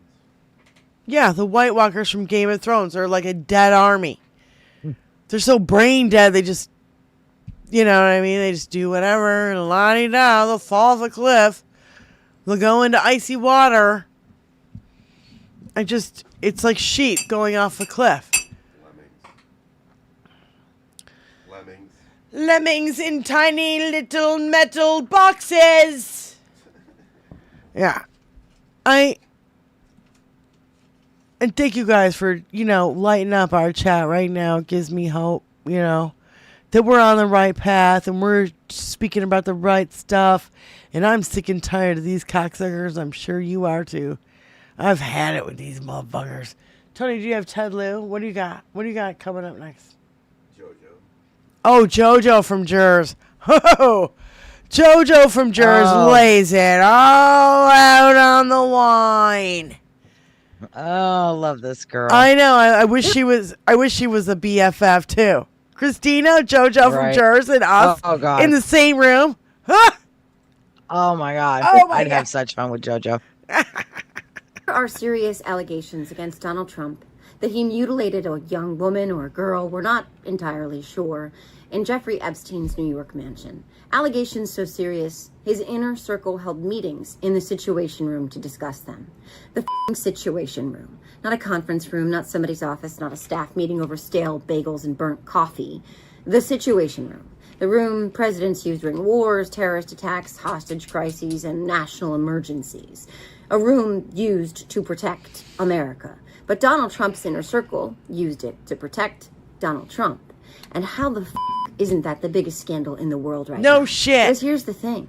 For years, Trump has told us the Epstein files were fake, a hoax, Democrat lies, made up bullshit, nothing there, nothing to see. Okay. Then why were J.D. Vance, Susie Wiles, Todd Blanche, Kash Patel, and Pam Bondi discussing them inside one of the most secure rooms on earth? You don't drag the vice president into the Situation Room for a hoax. You don't convene bunker meetings over imaginary evidence. You don't assemble half the administration because of something that doesn't exist. According to reporting from a book by Jonathan Swan and Maggie Haberman, one of those meetings centered on whether or not to release an allegation from the Ghislaine Maxwell files involving a woman who said Trump had done things to her nipples so severe they looked incredibly painful. The filings don't establish her age, and in Jeffrey Epstein's house, that is not a small detail. J.D. Vance reportedly argued that they should release this. Why? Because Donald Trump had already been accused of worse. Think about how insane that is for a second. The Vice President of the United States essentially arguing, yeah, but this probably doesn't even crack the top 5. Fuck. And honestly, he's got a point.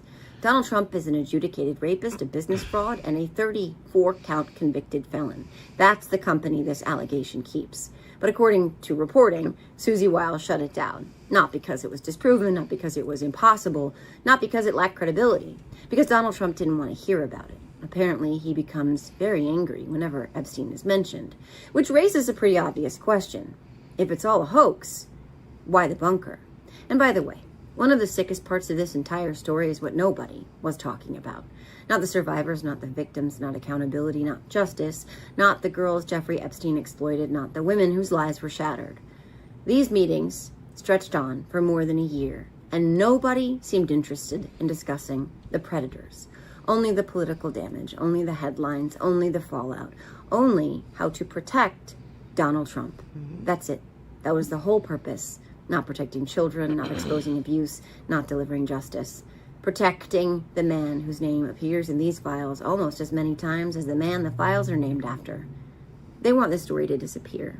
Trump wants this story to disappear, which is why every day there's a new distraction. A ballroom, a bombing, a spectacle, a shiny object, bread and circuses, anything to drag your eyes somewhere else. But this story isn't going away. Because innocent men don't need Epstein war rooms. Innocent men don't spend years fighting to keep files hidden.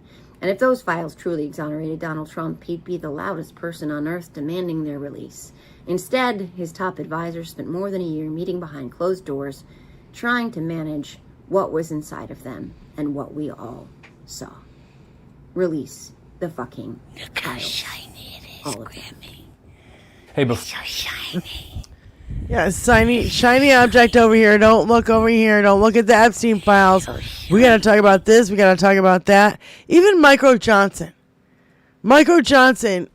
Oh, my God. Tony. What do I have on deck next? because I want you to skip ahead to this one.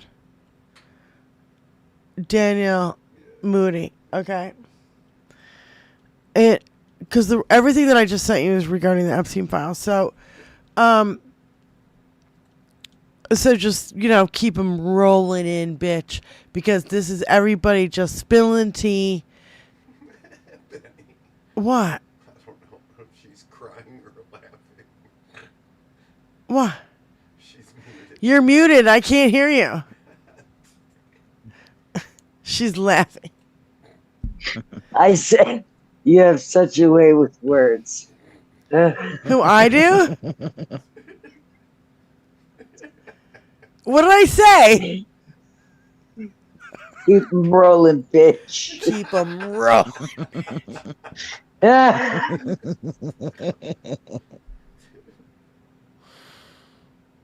Fuck you. Fuck you. You suck. It is funny. It's funny.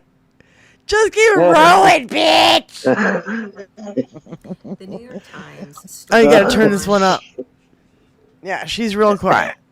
White House and Epstein is a mega bombshell. And why is it? It's because of who the players are and what room they were in trying to find an out or create a PR campaign for Donald Trump's administration and their coordination with trying to downplay Donald Trump's attachment to Jeffrey Epstein. You see, the Situation Room is supposed to be used for, I don't know, let's say, killing Osama bin Laden or launching war attacks or any type of domestic issues that need to be discussed and handled quickly. Not dealing with the fallout from the President of the United States being best friends with a sex trafficking pedophile. But I digress. What is most interesting here is the fact that the Attorney General and the Deputy Attorney General, who's now Todd Blanche, that has been nominated to replace Pam Bondi, was in that room. They're supposed to be the attorneys for the people of the United States, for the country, not the private attorneys for Donald Trump. But that is the capacity that they have been working in. What is most interesting here are the options that Todd Blanche laid out of the direction that they could take in terms of trying to deflect from the bombshell reporting that was going to be coming out from the Wall Street Journal and from others about Donald Trump's numerous mentions inside of the Epstein files. And so one of the options, right, was to turn it over to the federal judges, get them to release the grand jury files, which of course Todd Blanche knew that they wouldn't, but then could blame the federal judges for not being transparent. All of this was about deflection, and particularly he said, and if they were Democratic appointees, it'll work better in our favor. Floating around the idea was also pardoning Ghislaine Maxwell. And J.D. Vance said, no, we can't do that, as well as other people did. It doesn't sit well with me, but maybe let's get Tucker Carlson to interview her and say that Donald Trump had no involvement whatsoever with Jeffrey Epstein, which we know is a fucking lie. Yep. This was all coming out before the birthday card story was going to be leaked that they tried to get thrown out. They tried to cancel that story that came out in the Wall Street Journal, with the card that Donald Trump allegedly penned with a naked young woman and his signature. Okay. So on top of which, Todd Blanche's other option was to go and interview Ghislaine Maxwell, and then release the transcript. Also, what did he do? He moved her after that interview from a maximum security prison to a minimum one, giving her more perks and benefits. Anyone smell anything dirty? Anyone smell a cover-up? I sure as fuck do.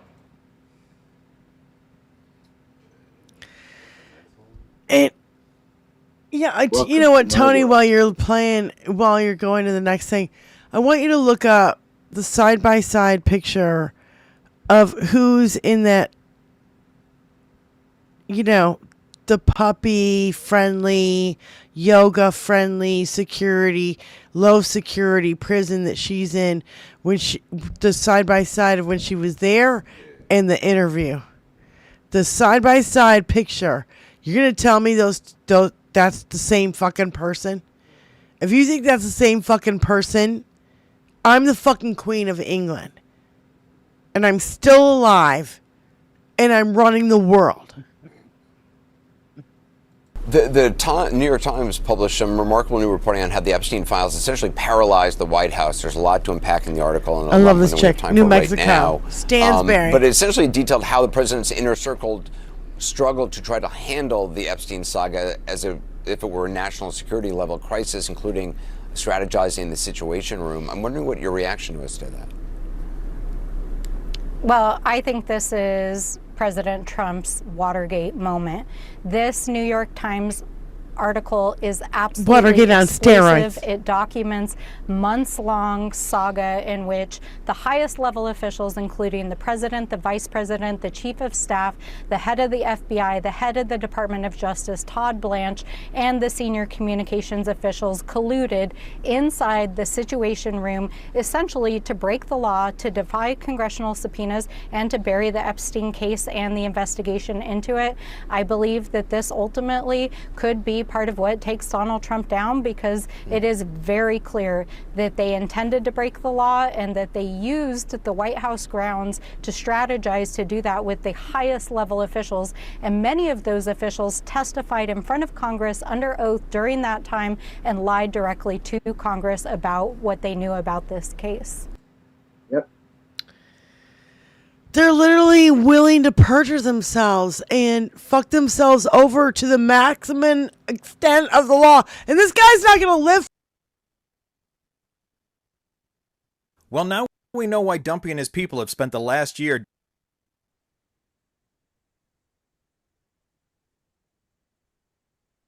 Don't hear you, babe.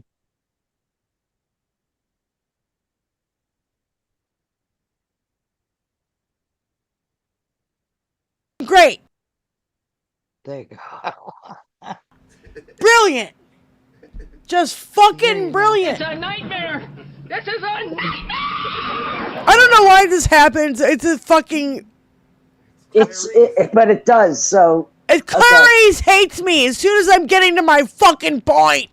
I know, isn't that amazing? It happens every fucking time. Here, go on, fondle his balls. Good afternoon. The fuck was I saying? I get so fucking mad about my fucking microphone going out. What the fuck was I saying? I forgot. You were ranting. I was on a rant. If somebody reminds me, I'll be right the fuck back on it. Right on it. Yeah, YouTube hates us. Yeah. Oh, yeah. Watergate's nothing to Dinky. Yeah.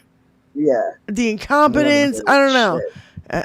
That's too vague. What the fuck was I on about? God damn it. Okay, is there any way to roll back the tape? Fuck you. Fuck you. You suck. Can you go back 30 seconds to see what the fuck I was like? Fuck you. That's Fuck why, you. this shit fucking goddamn... No. Welcome to the machine. And the machine hates me. Themselves. And her name is Clarice. And she hates you. You were bitching about that they were willing to perjure themselves. Oh, yeah. They're willing to literally... Of... Yeah. And most of these people who are testifying, they're not under oath, but it's in front of Congress.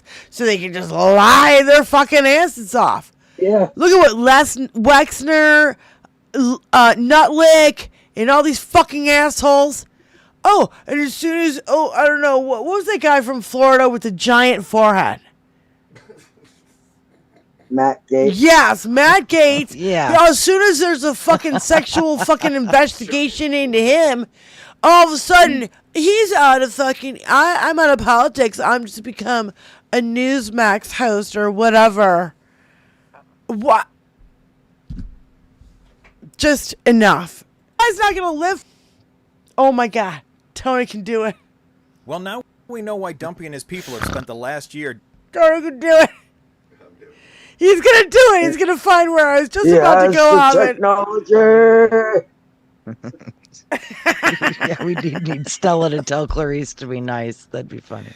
Yes. Stella, where are you? Tell Clarice to be nice to me. God. Brilliant.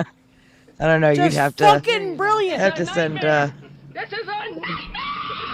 I don't know why this I have to happens. send It's Lucy a a fucking. link. But it does. So You gotta go back It's before that. Clarice hates me as soon as I'm getting to my fucking point. We will have to ask Stella if Clarice hates you. So anyway, we don't have to do that. Anyway, it's funny. It's funny that I lose my track. No. And what, one of your fucking drops got me off the fucking train of thought, didn't it? Oh, God, fuck you. I don't love you at all. I hate you. Stupid, worthless, Oh, my God. no good goddamn freeloading son of a bitch, retarded, big mouth, know-it-all asshole jerk. You forgot ugly, lazy, and disrespectful. Shut up, bitch! Go fix me a turkey pot pie. Yeah. That's what MAGA wants. MAGA wants a trad way. All right, play this guy. Now we know why Dumpy and his people have spent the last year doing everything they can to distract us with wars and bullshit. Because the New York Times just released a new article yesterday that everybody should read. It states that in June of last year, when the Epstein files were coming up in Congress, they freaked out.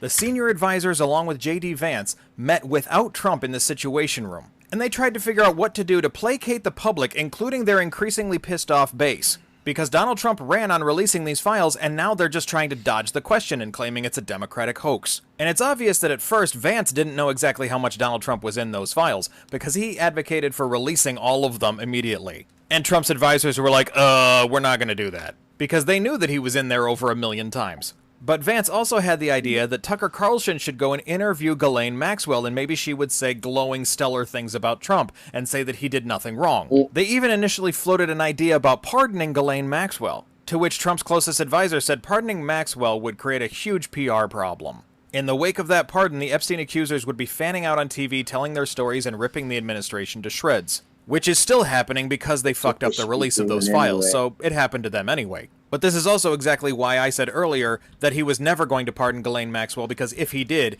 it would be the final nail in the coffin. But they also said that we can't really offer Ghislaine Maxwell anything or get her to say nice things about us and Trump, and it would just feed into the conspiracy theories for her saying good things about them. They discussed several different options that would cause the least amount of damage to Trump. The first option they had, which was the one they went to, was to release the transcripts of prosecutors' presentations of witnesses and evidence for the grand jury. All of them agreed it was a good idea because it was unlikely to damage Trump's reputation. But also, the information that was released was going to have no significant new information. Which is why when the Justice Department initially started releasing those, and they were like, look, we have nothing to hide here, the Democrats immediately hammered back and said, all of this is old information, none of this is anything new. But then they had the problem of the Wall Street Journal releasing that birthday card that Trump supposedly wrote to Jeffrey Epstein. And the only thing they could really do is have Trump file a lawsuit on it in order to pretend it wasn't his. Which is why the second a judge tossed it out, Donald Trump then refiled it. The point is, Trump's Justice Department has been trying to bury the Epstein story since it started. They've been trying to give tiny scraps to their base in order to placate them and be like, look, we have nothing to hide. And in front of the news cameras on Fox, they would constantly be talking about how it's a hoax, when behind the scenes they were panicking and shitting their pants just like Trump. Because they are all fucking guilty, and they know the horrible things that he did. That's right. Yep. And they also know that he's not going to live forever, and it's going to be their next on the block next. Do you know what I mean? Figuratively speaking. Because there is no Messiah when he's gone, folks. We are just waiting out this inevitable, shit stain to kick the bucket. After that, there is no grand poobah. And nobody has the cojones or whatever it is that fucking magnetizes Trump to Dinky. Nobody else has it. Don Jr. doesn't have it. JD doesn't have it. Tucker Carlson doesn't have it. Ron DeSantis doesn't have it. Marco Rubio doesn't have it. There's not enough, because they're all their separate people. Nobody has enough of the chutzpah of the me too. Yeah. And again, there's none of them that are worthy enough to fill Trump's dirty diaper. Nobody can do it, thank Christ. There's too many little offshoots of stupid. Yeah. That they're never going to back one big player. After Dinky, it's done. They're already starting to fraction. Well, and their only thing keeping them together is their hate at this point. But even at that, it's not enough for some of them. So there's just, and again, there's just the hate, epic. Which one do you follow? The epic amount of gaslighting and projection that media is kicking out there. You know, I feel, and not only that, like, I have friends that they're like, I can't take it. I can't listen to it anymore. I can't do politics. And even when I say that, I'm like, well, politics is doing you whether you like it or not. You know, and that's why I'm like, you know, come on the show or listen to my show or whatever. And they don't. They have such a very narrow view of what the fuck it actually is going on. And it saddens me to my core. Travesty. You know, because I want everybody to fucking know what's going on. We barely scratch the surface. No, we don't.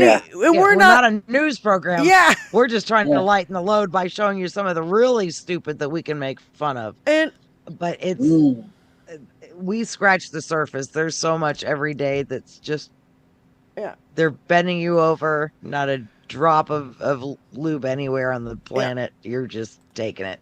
There's a new list that came out, 30 plus years of sexual abuse, the known victims. Okay. And I'm looking at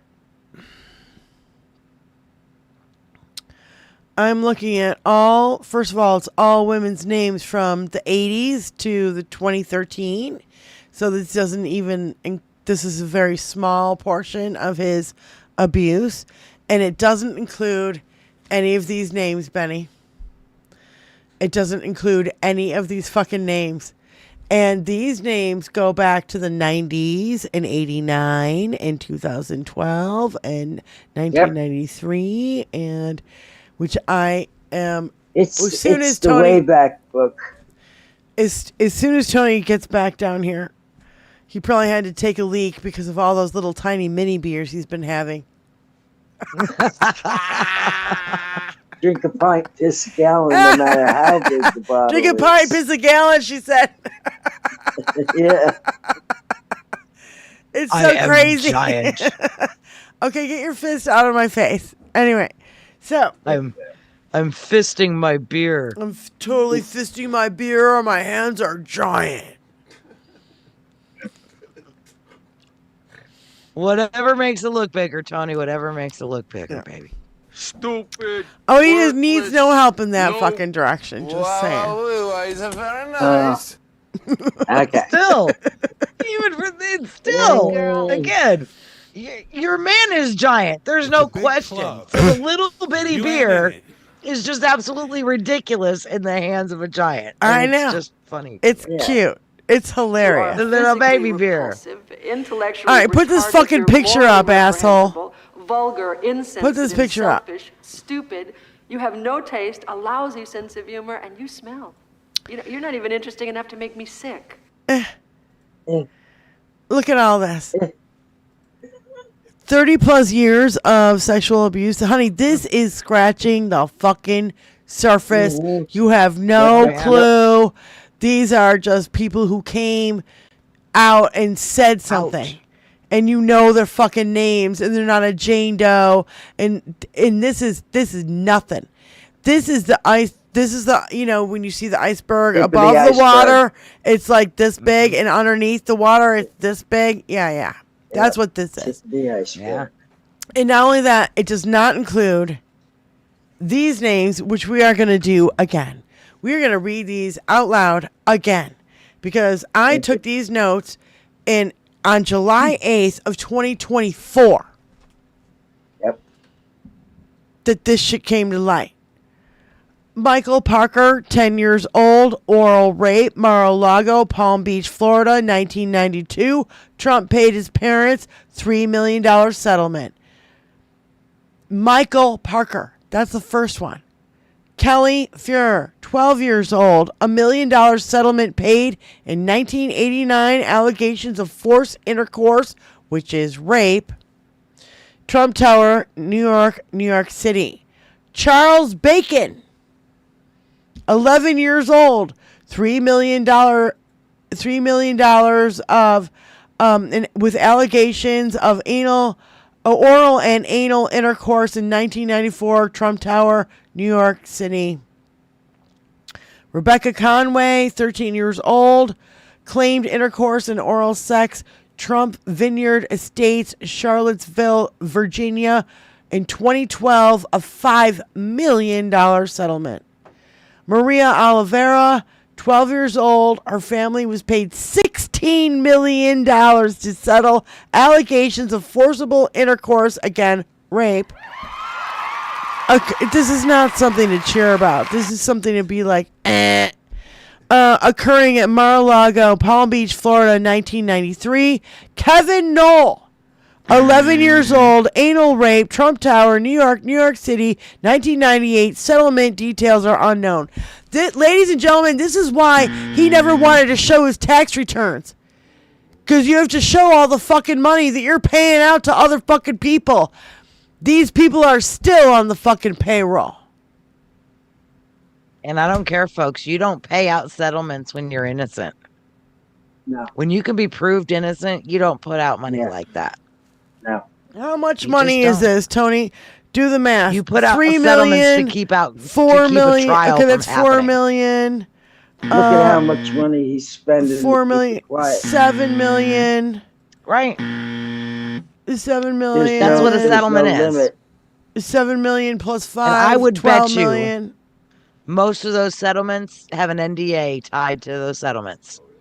12 plus 16 is 28 million, and the last one is unknown.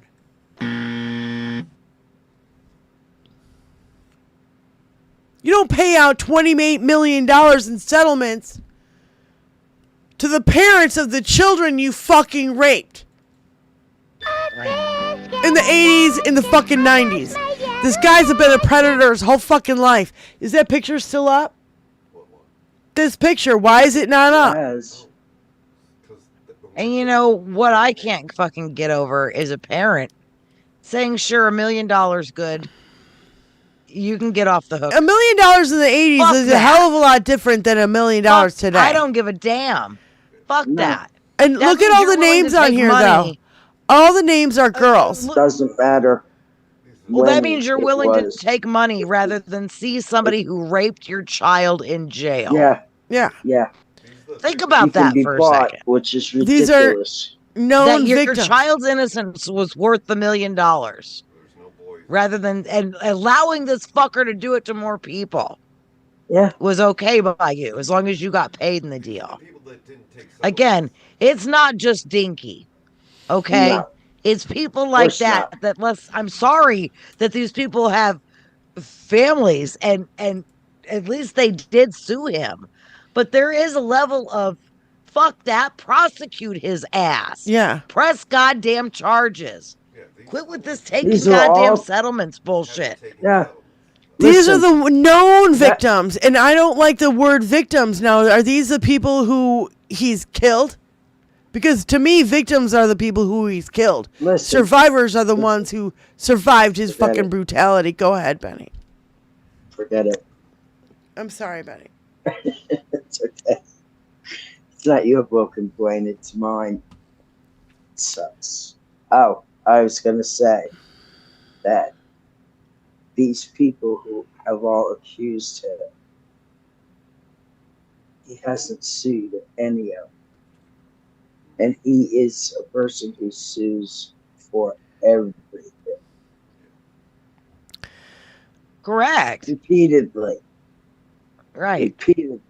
And when his cases are kicked out, he appeals them. Repeatedly.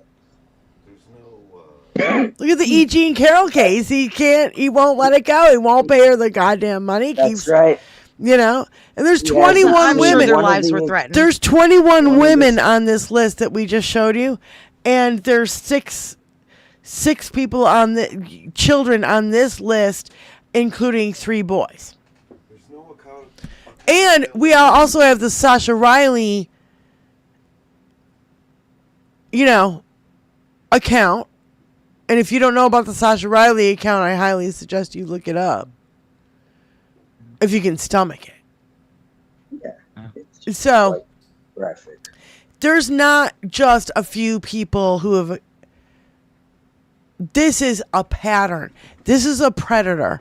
This is a sexual predator, and he's running our fucking country. And if you are not fucking outraged from every ounce of your fucking being, I don't want you in my chat. I don't want you anywhere near me. I don't want... No. If you think that Donald Trump is the best thing since sliced bread, go fuck yourself. Get the fuck out of my fucking presence. I want to have 0.0 to do with you. Because you apparently have no fucking morals. None. Right. And you let that goalpost keep moving. It kept moving, and you thought it was the fucking Democrats, and then you found out it was Dinky, and it's just the people around Dinky, it's not him himself. No. There's plenty of credible evidence that we already fucking know, and they keep saying, it's 3 million files that have not been released, and 3 million files that have been released. That's a bunch of bullshit. They're fucking lying to you again. Because they said 2% equals 3 million files. The Epstein files that have been released is 2% of what has been released. According to the fucking FBI. You don't have to take my word for it. It's in the fucking Epstein files in FBI fucking documents. So, this is absolutely 110%. And not doing it is breaking the law at this point that they passed. 100%. Go figure. And this is absolutely 110% the biggest fucking cover-up in American history we've ever seen. And it's been going on for decades. I heard something about, Bush Jr. That he knew all about this and let this shit go back then, too. And, you gotta be in the fucking circle to fucking know what's going on. And this motherfucker had everybody compromised. He had everybody in the Republican Party by the short and curlies. I think he and Putin and fucking fucking Yahoo. I just call him Bibi. I can't say his fucking name. I don't give a fuck. Yeah, I'm on a fucking rant and I don't give two shits. You know, like this motherfucker, they're all fucking part of the same clan. White supremacists don't give a fuck about women. Racist, misogynistic pieces of shit. Of the most epic, disgusting fucking pedophiles. Nobody gives a shit. All of a sudden, the right, they're I don't know. What's her name? What's her name? Kirk. What's her name? Not Charlie Kirk. What's her name? Erica. She was at something. She's like, oh yeah, happiness will find you if you follow Jesus and blah, blah, blah. And there was a protester on the audience that says that Erica Kirk is fucking protecting pedophiles. And you could hear from women in the audience saying, so? That's how far the goalpost has been pushed. Now the fucking Republican Party doesn't give a fuck about pedophiles? You're not fiscally responsible? You don't give a fuck about family values? Yes, sir. You remember Ted Cruz saying we got to stop making fun of pedophiles? Or no, we got to stop picking on pedophiles. Didn't you notice remember a powerful that? I remember that. I do. mendacity in this room? Yes, sir. Yeah. It's thick. The mendacity is real thick. And lawyers aren't accountable, so yeah, that's fun. Lawyers aren't accountable for what? Anything they do. Oh, I don't think that's true. Well, appeal and what Benny was saying. He's just going to put more lawyers on top of lawyers and appeals and yeah. Delay, deflect, deny, delay, deflect, deny, delay, Roy Cohen, Roy Cohen effect. Try to get it all the way up to the Supreme Court, and then, that's over. So, I'm disgusted. I hope you guys are really fucking disgusted, too, because I know that our nerves... There's no measure for my amount of disgust. There is no measure for it. I didn't ever think I could be this disgusted about anything. But this is... But it's here. Bar none, the most disgusting thing that, I wouldn't, this is like, it's like a fucking nightmare. And it is. Yeah. It's Yeah, flood the zone with a bunch of shit. So everybody's looking here and looking over there. We've been trying to keep on the fucking Epstein files because I think that's the one and only fucking thing that'll ever bring his ass down. Yep. It's a one It'll thing bring that a lot of them down. But If it doesn't, but hopefully now it'll bring down any one of these motherfuckers. Any of them. Now I don't care if it is Dinky at this point. Yeah. There's too many of them that have gotten away with it for so fucking long. I'm sick of all of them getting away with it. Not just Worldwide, Dinky. too. Dinky is one. He is one festering boil on the ass that is that cabal. Okay. Here he's a big is- fucking canker sore, but he's there's many of them to choose from. Get somebody in jail. Here's MTG as Tony announced her with her proper. That's her intro. Entrance. But MTG is just throwing them right the fuck under the bus, girlfriend. Where the fuck have you been? There's also a new report out today, an extensive report that's in the New York Times, and it's based on Quite tan. Maggie She's been out to Haberman and pasture. Jonathan Swan's upcoming new book that's about to Tony, be enough. published called Regime Change. And they write in this new report today about how the release of the Epstein files, debating over how to handle Jeffrey Epstein, basically paralyzed the White House. And there were meetings in the Situation Room even where obviously, of the utmost national security concern, meetings pertaining to that happened. When you read that and you hear that the president's team, the vice president, the chief of staff, everyone's meeting inside the sit room about Jeffrey Epstein, what does it tell you about how they viewed that story? Well, unfortunately, that's not new news to me. Unfortunately, that was something that I lived through. I watched the Speaker of the House shut down the government and keep the House completely out of session for 8 weeks in the fall of 2025, simply because he was under orders of the president and his team not to do anything in the House of Representatives because they were doing everything they could do to stop that resolution from passing the House. The same resolution that I signed the discharge petition to force to a vote on the floor. I'm not surprised by this news, Caitlin, because I also had a very uncomfortable phone call with the president before the release of the Epstein files, where he told me that his friends would get hurt if the files were released, and I'll never forget that. I'll also never forget the text message he sent me when I told him that my son's life was being threatened because he was calling me a traitor because I fought to release the Epstein files, where he told me that I deserved it. And so this doesn't shock me that his team was paralyzed. But I tell you what it is, it's absolutely ridiculous and unforgivable. We're talking about pedophiles and rapists of the elite class of people that never get held accountable for anything. So if they were paralyzed and scared and didn't know what to do about releasing the Epstein files, these people are absolutely absurd. They don't deserve the American people's trust. As a matter of fact, we should consider them as they should be considered traitors. They're traitors. The ones that refuse to release the Epstein files, want to cover up for pedophiles and rapists and all sorts of disgusting things in these files. Those are the traitors to the American people, and they should be ashamed of themselves. This report basically says it was the president who didn't want anything released. Are you saying that applies to the president himself? I'm saying exactly that. Oh, MTG coming right with from the horse's tea. mouth. Out of the horse's mouth. Right there. That's straight from the horse's mouth. Straight from the horse's mouth.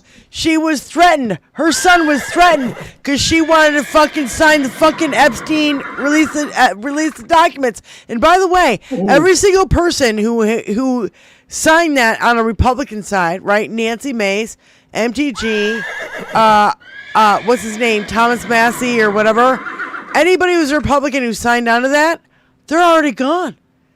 They kicked him out of the fucking party. They couldn't get him out of the party fast enough. Just like, Madison Cawthorn comes to mind. You know, the face humping, cousin humping motherfucker. Yeah, that who was like, oh, they have cocaine orgies and yeah. Just it's like. Maybe that's where RFK Jr. got the cocaine off the toilet seat. Just saying. Dude. I think he's still doing cocaine off toilet seat and maybe even fucking heroin still. He's sniffing that shit. Yeah, who knows? He's insane. Seriously. Who knows? So he's into a better class of it now. Do we have anything next, or what have I sent you? I can't remember what I sent him. Because I keep sending him shit, and I'm trying to put it in order and condense it. Yes, ma'am. Because it's all out of order, and now I forget where I am. So okay, and I forgot. Okay, so this one is this is regarding the scientists that. I don't know. They were like threatened because they were like, I don't know, handing out pamphlets regarding RFK Jr.'s fucking insanity. I forgot. Right. But it's our friend Monty. Another one that I want to invite to the club. Another lady friend. Oh my God. Several prominent scientists were forcefully removed by police from a major conference in New Orleans, specifically for diabetes. These researchers were handing out a pamphlet about the harms of the Trump administration's cuts to the NIH and to medical research and the damage that it can do not just to the industry, but to the American public. And they were removed by police and threatened with arrest for disagreeing with Trump and the Trump administration. In the authoritarian regimes of the Cold War in Latin America, specifically Argentina and Brazil, they would raid universities, expel or arrest scientists, and considered universities to be breeding grounds for leftist ideology. They're not breeding grounds for leftist ideology. They're breeding grounds for critical thinking and opposition to the strongman fallacy authoritarian regimes give to people to make them think you can never overcome us. And those Cold War countries were just part of a long line of a tradition. 1930s Germany did the same thing, where racial ideology overcame empirical data, and it's part of the reason Germany lost and their industry suffered for decades. USSR, the same thing. Anything that was in opposition with state ideology was considered disloyalty, and scientists were punished or expelled for it, and sometimes even killed. Maoist China, the same thing. And again, those Latin American Cold War countries, because authoritarian regimes can't have people educated and thinking, because when they are educated, capable of critical thought, they are no longer susceptible to the strongman fallacy. They're less susceptible to the sunk cost fallacy. They're more able to organize against an authoritarian regime. They are less likely to be propagandized. Universities and scientists are not bastions of leftist thinking. They're bastions of thinking. Period. End of sentence. Period. Critical thought, knowledge. Yep. This is why Trump loves the uneducated. This is why they want to gut public education, because the less educated all of us are, the less access to knowledge and the ability to understand we all have, the easier we are to control. This is a hallmark of authoritarianism. And our industries will suffer within a couple years because of how fast technology now moves. We will be decades behind in medical research in this country. Several prominent scientists. And I said, I'm not scared of a germ. You know, I used to snort cocaine off of toilet seats. Oh, my God. Yeah, so you're good. So you're good. So you're good to be head of Health and Human Services. And you got through college on heroin. Oh, that's so great. Oh, my God, that's so great. Tony, play this one. Did I already send it to you? No, I didn't. Yeah. This is what I was talking about regarding the Erica Kirk thingy. And with the ladies in the audience, she even slows it down so you guys can hear them say, so, even if Erica Kirk is protecting pedophiles, the women in the audience are saying so. And so what? Like, so? Like, who cares?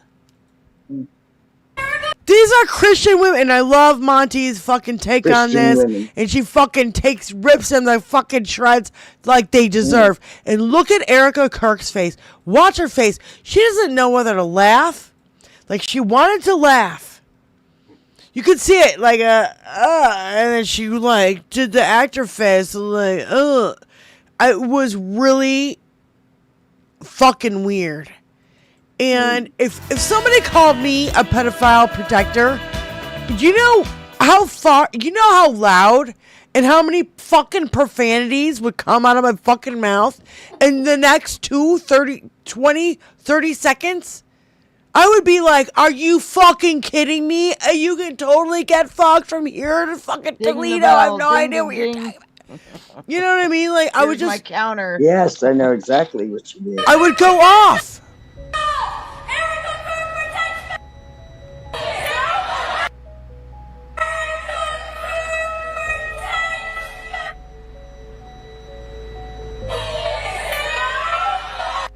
So, a woman stands up to call out Erica Kirk's protection of powerful men who abuse children, and the response you can hear on the video is so. Women who claim to be Christians and conservatives cheering to overwhelm the one woman advocating for children, the one woman advocating for every single woman in that room who was also abused as a child or a teen or a young woman. But Erica Kirk's a liar because Erica Kirk is selling you a life she doesn't actually live. She has these meetings preaching, doing an action that her specific brand of Christianity says she should not do. Hypocrite. Preaching to a group of women, telling them to submit to a husband, have as many children as possible, give up your career, submit, and you'll be happy, truly happy, blissfully blessed, while she runs a multi-million-dollar corporation and travels consistently without her children, a multi-millionaire in her own right with a career and the security that she tells young women not to worry about. It's the same lie that the trad wife influencers sell, making a career, running their money through LLCs, paying taxes on a business, while they tell women to do the exact opposite. But the most dangerous people in Christian nationalism are not the men, although they are. It is the women who have bought in, especially the older white women who bought in. If I just get married and I just have children and I'll be happy and I'll be fulfilled, if I just submit a little bit more, it'll be worth it. And then they get married on that night, that blissful night that's supposed to be perfect intimacy with their husband, and it's painful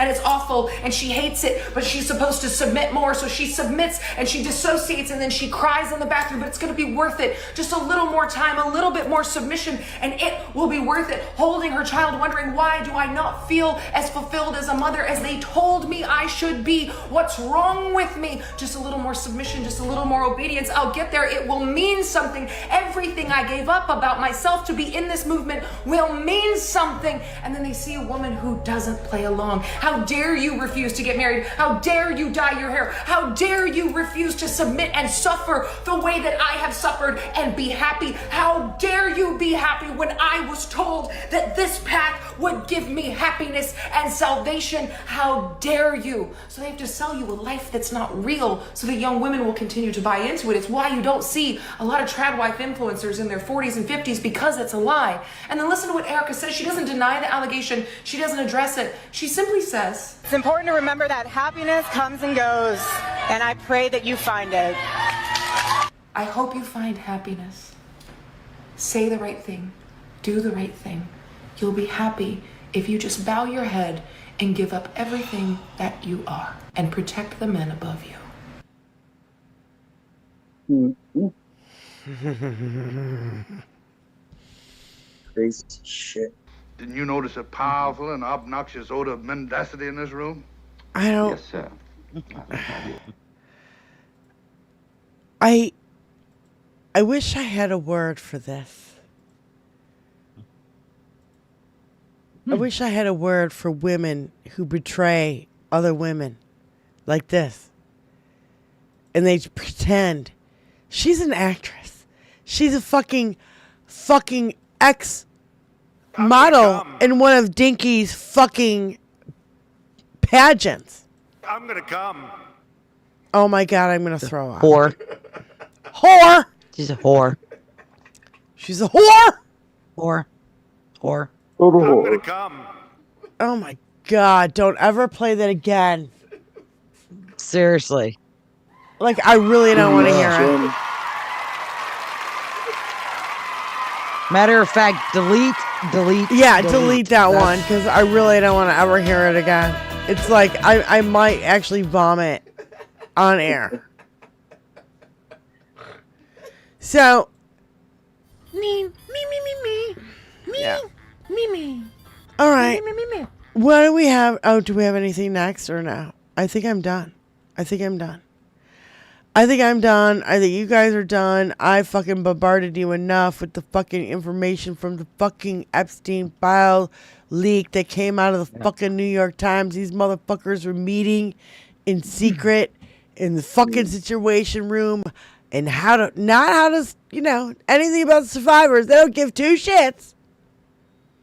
They just want to protect Dinky and all their fucking Fondle his balls. donors. Yeah, go on. Fondle his balls. Good afternoon. That's all they want to do. They want to protect all the fucking rich ass motherfuckers that donate, because they're all the billionaire class. It's all the fucking, Supreme Court justices that they fucking bribed. It's all the entire fucking club. Republican Party in the House and the Senate. They're all owned. They're all owned by Russia or any of these fucking, I don't know.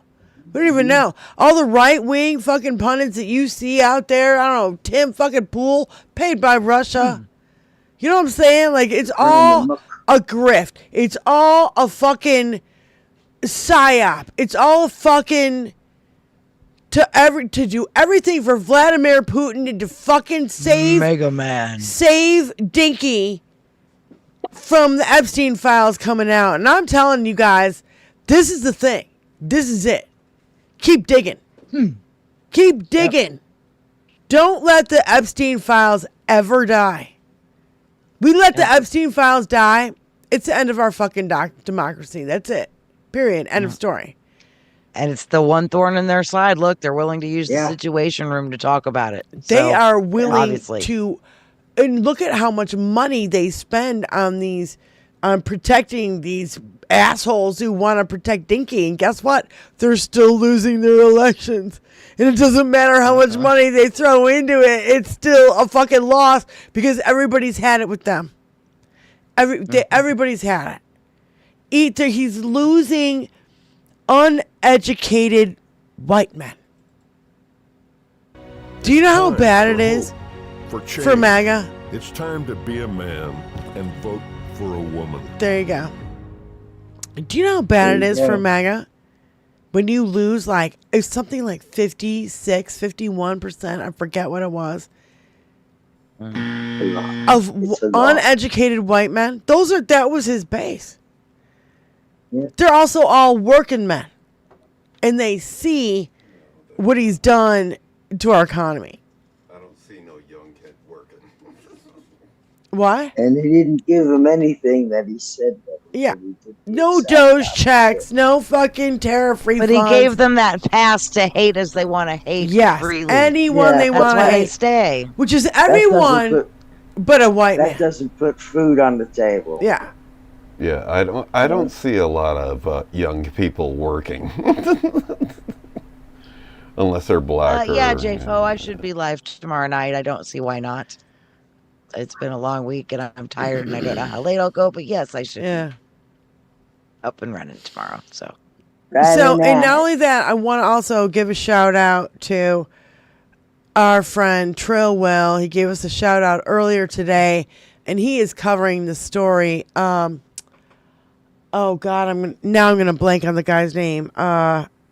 What's the story that he's been talking about? Benny, you should know it. Armando. You're gonna ask me for somebody's name. It's between a white football player guy and a. I know the case. I can't remember the name. Oh my God, I'm totally blanking. I should have written it down.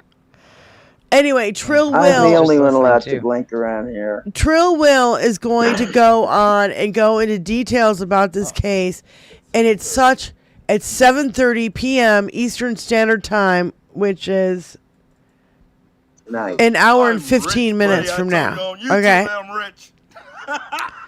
So I want you guys to all go over there and raid his show. When it's time. Yeah. 7:30 p.m. Eastern Standard Time. It's 6:15 Eastern Standard Time right now. So I want you guys to go over there and support Trill Will as he supports our channel. He gave us a shout out, man. You know, and I just we had a little conversation with him. We love him to bits. Yeah. And as we Big said, guy. we need to stick Appreciate you. together like glue. Democrats need to stick together. Even independents, Democrats, anyone who is against a dinky, we need to stick together in order to beat down this pedophile fucking administration. I don't even know what else to call it. Well, It's a nobody total can be shit show. disrespecting Benny Loco. You will not. You will be shown the door. Yeah. Goodbye. Don't fuck with Benny Loco. And then I'll make this public service announcement. There will be no disrespect of Benny Loco in my chat. Or you deal with me. And you don't want to deal with me. Yep, you fuck with the bull, you get the horns. And it's okay. I see Seraph is in the chat. Is Jesse the Butt in the chat? Well, Seraph, Jesse the Butt was here the other day and you weren't. And Tony made an AI song about you guys. So I suspect we're going to hear a little bit of that as we do our outro. You guys, thank you so much for hanging out with us here at the 21st Century Suffragettes. Benny, Jenny, we love you. Thank you so much. We got high fives from Your Herd and the Reference Frame and John from Las Vegas. Thank you guys so much. And we'll see you. We'll see you tomorrow night on Jenny Faye's show. 10 p.m. Come find me, 10 o'clock. 10 p.m. Eastern Standard Jenny Faye Time. Muppet on YouTube. You can find me. Yep, Jenny Faye Muppet. We'll see you over there. Just somebody dropped the link. And we love you guys. Peace out. Take care. And, you know. Bye, babies. Stay real. Stay strong. Keep fighting for our democracy.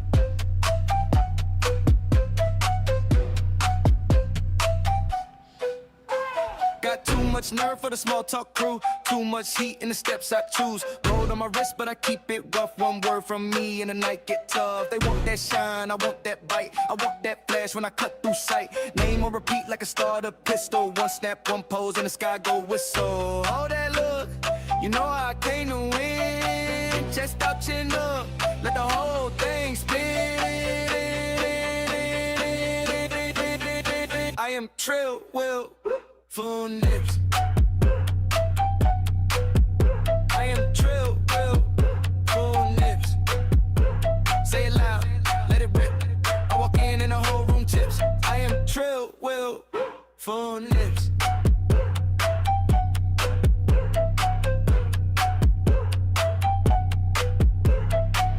Stand still, let them stare.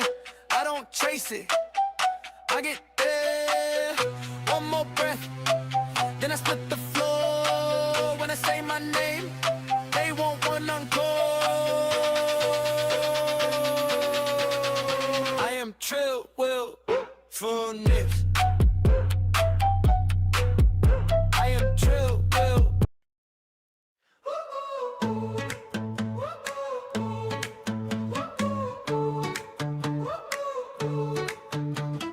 Jesse the Butt and Seraph walk and sing. Shoelaces dusty, sleeves rolled up thick.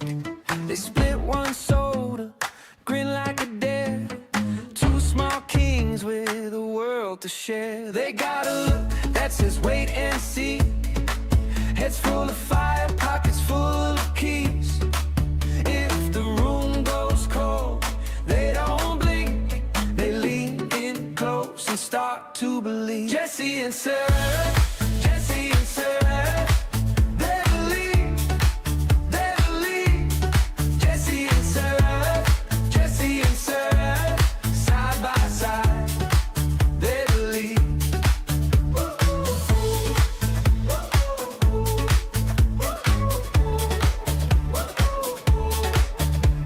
Sarah says Jesse, keep that grin. Jesse says friend, let's jump right in.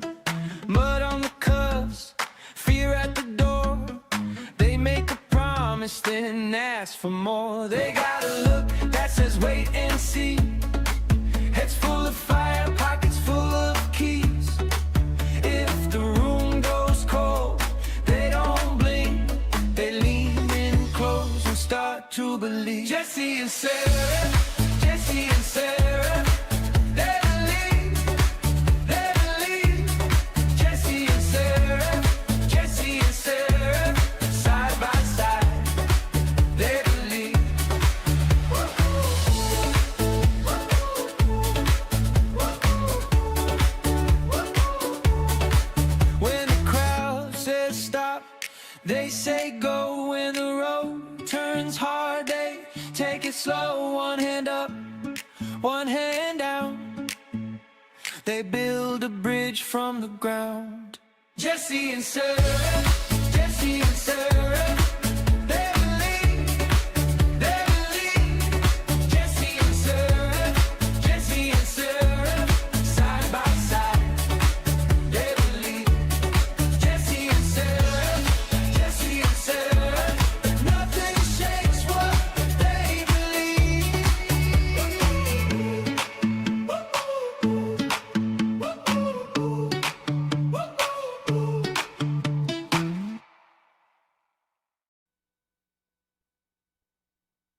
Adam, Adam in the mirror's glow, chasing shadows in the after show. A rebel heart with a reckless spark, lighting up the night like a question mark. Adam, Adam calling out your name, running wild through the pouring rain, lost and found in a hurricane. Adam, Adam breaking every chain.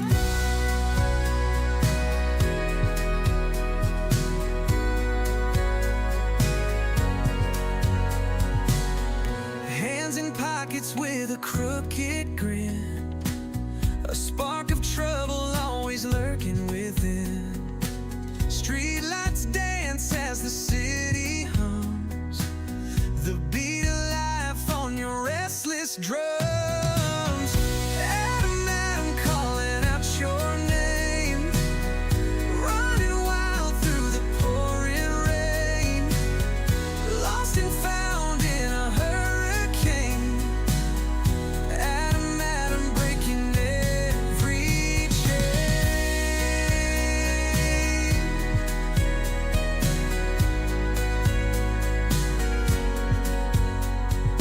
Footsteps echo on a midnight road, carrying secrets that you never told.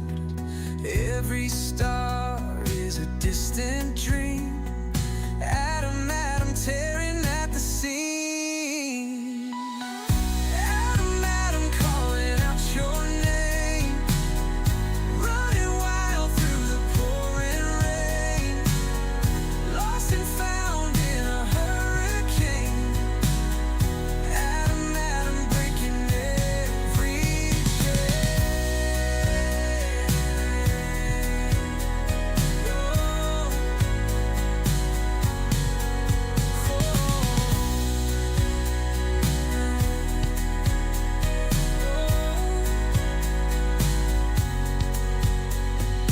Footsteps echo on a midnight road, carrying secrets that you never told.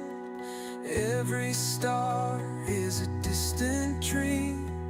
Adam, Adam tearing at the seams. Adam, Adam calling out your name, running wild through the pouring rain, lost and found in a hurricane. Adam, Adam breaking every chain.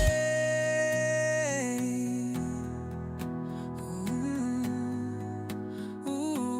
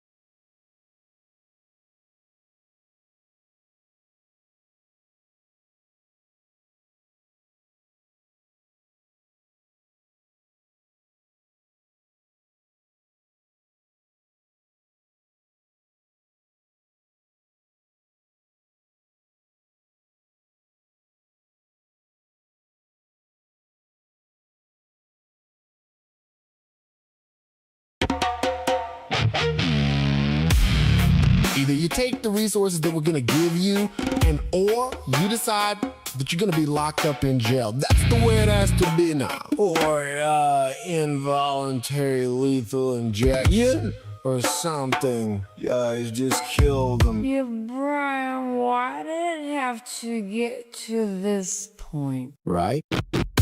Or involuntary lethal injection.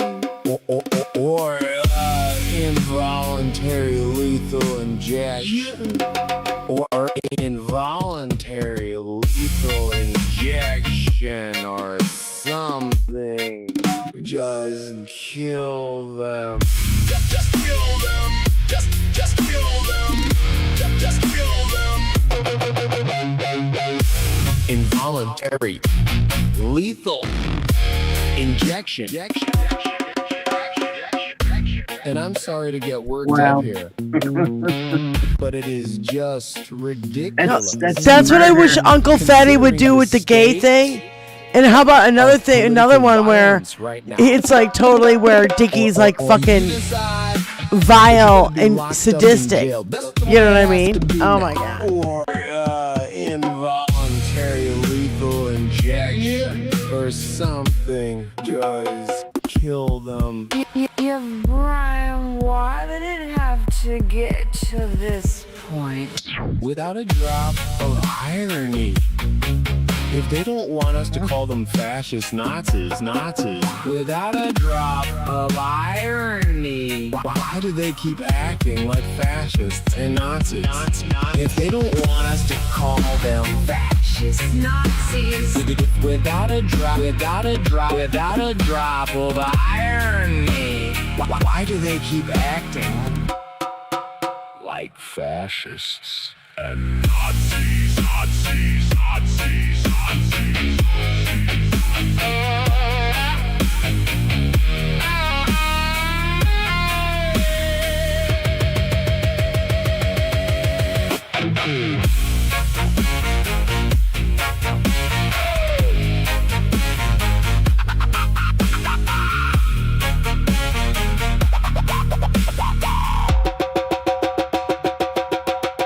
If they don't want us to call them fascist Nazis.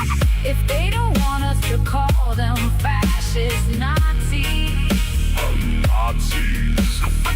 If they don't want us to call them fascist Nazis.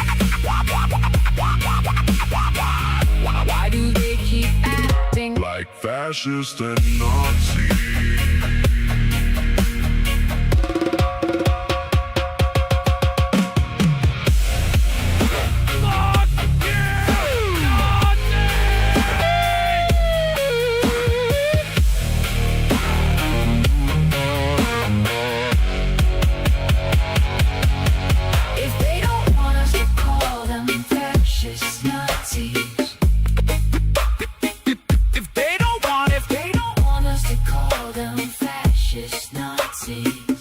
Why do they keep acting like fascists? Nazis? Nazis? Nazis? And Nazis.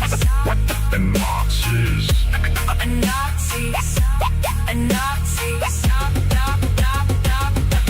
Nazis? Fuck you, Nazi!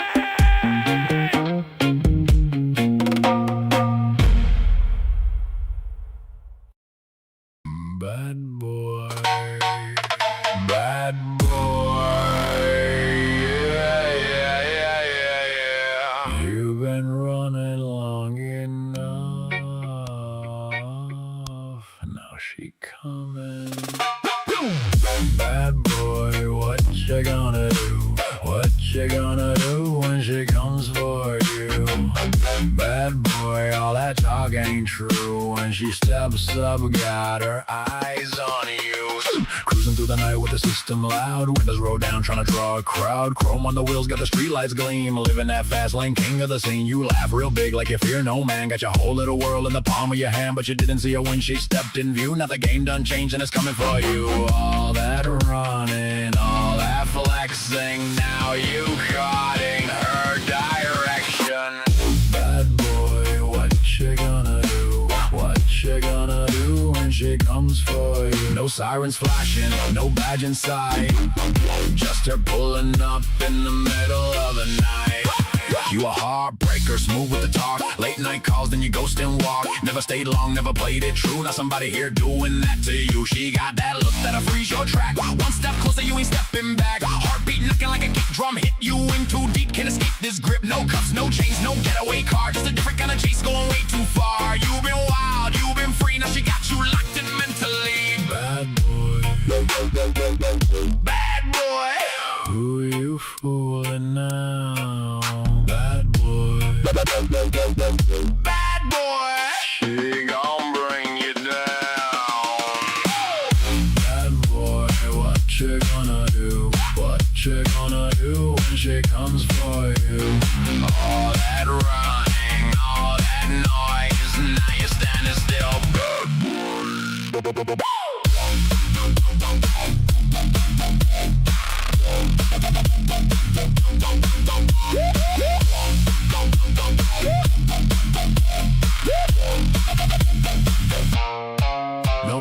No more games when she call your name. No more running from the flame. Game You over, tried man. to play, Game tried over. to stay untamed. Now you caught up deep in a different game. She ain't chasing, she just waits. Let you walk right to your fate. And when she smiles, it seals it through. Ain't no escape when she comes for you. Bad boy, what you gonna do? What you gonna do when she comes for you? No more hide, no more pretend. She got your heart in the end. And bad boy. Bad boy. Guess you found your match now. Yeah. She came for you.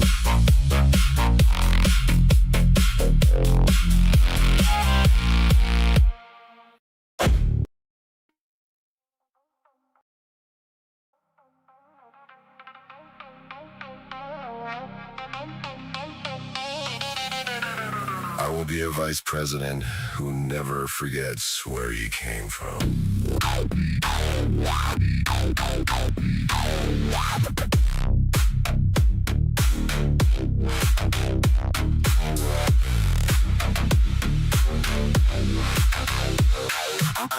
I'm a never Trump guy. I never liked him. I'm a never Trump guy. I never liked him. I don't know who I'm gonna vote for. I'm a never Trump guy. I'm definitely not going to vote for Trump. I'm a never Trump guy. I'm a never ever Trump guy.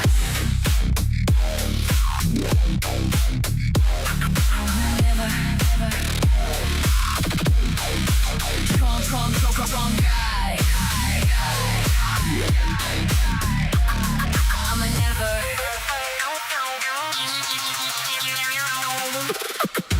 Current plan is to vote either third party. Or as I joke to my wife, I might ride in my dog. I might ride in my dog. Or as I joke to my wife, I might dog. What Trump is just another opioid.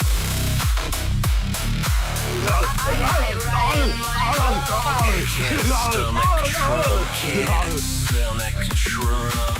I can't stomach Trump. Can't stomach. We don't have long for Trump to pull his dick out of his beehive.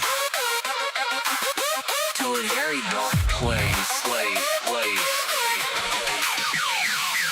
And is leading the white working class to a very dark place. Definitely an element of Donald Trump's support. to a very dark place. And is leading the white working class that has its basis in Very dark place. I don't think he actually cares.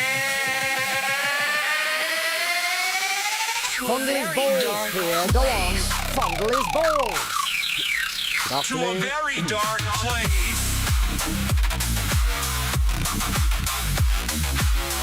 And is leading the light work. When you ask what makes us the greatest country in the world, I don't know what the fuck you're talking about. What worries me the most about Trump. And that's ultimately what worries me. Trump is a really... I can't come down, I'm gonna be dead. Enjoy it. And that's ultimately what worries me. Frankly, I think Bill's bad person.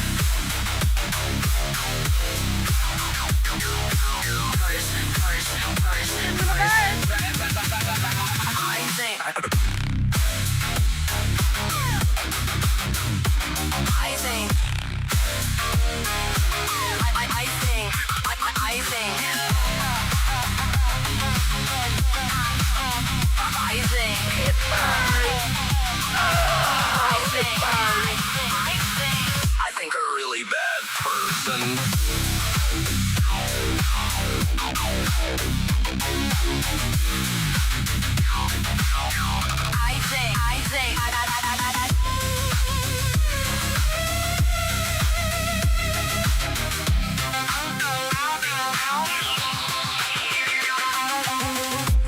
And that's ultimately what worries me the most about Trump. Trump is a really bad candidate. And Frank.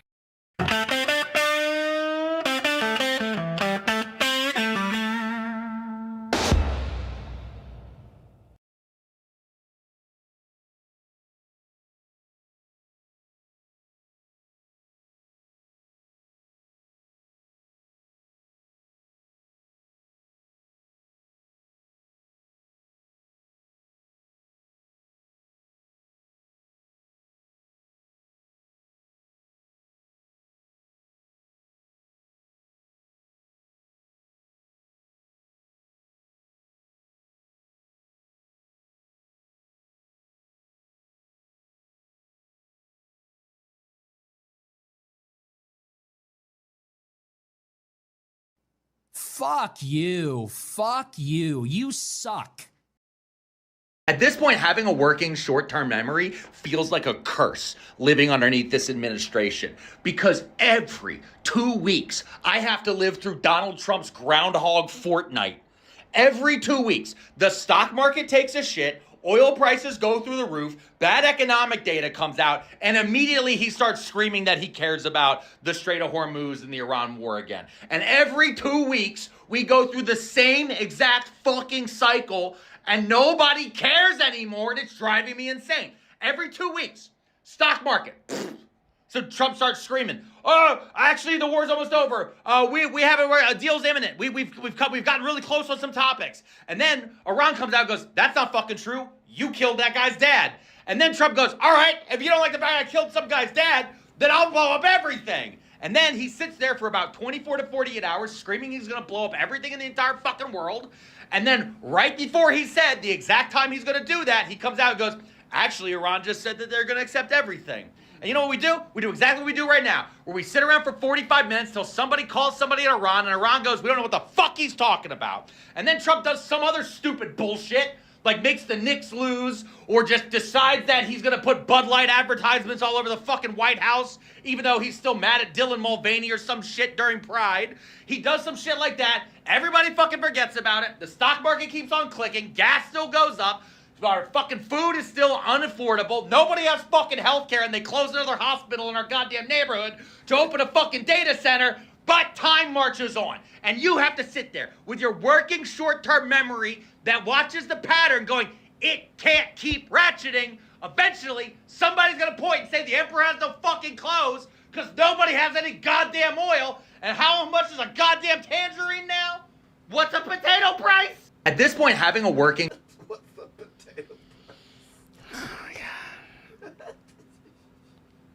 He's right, though. It's just... it's the insanity!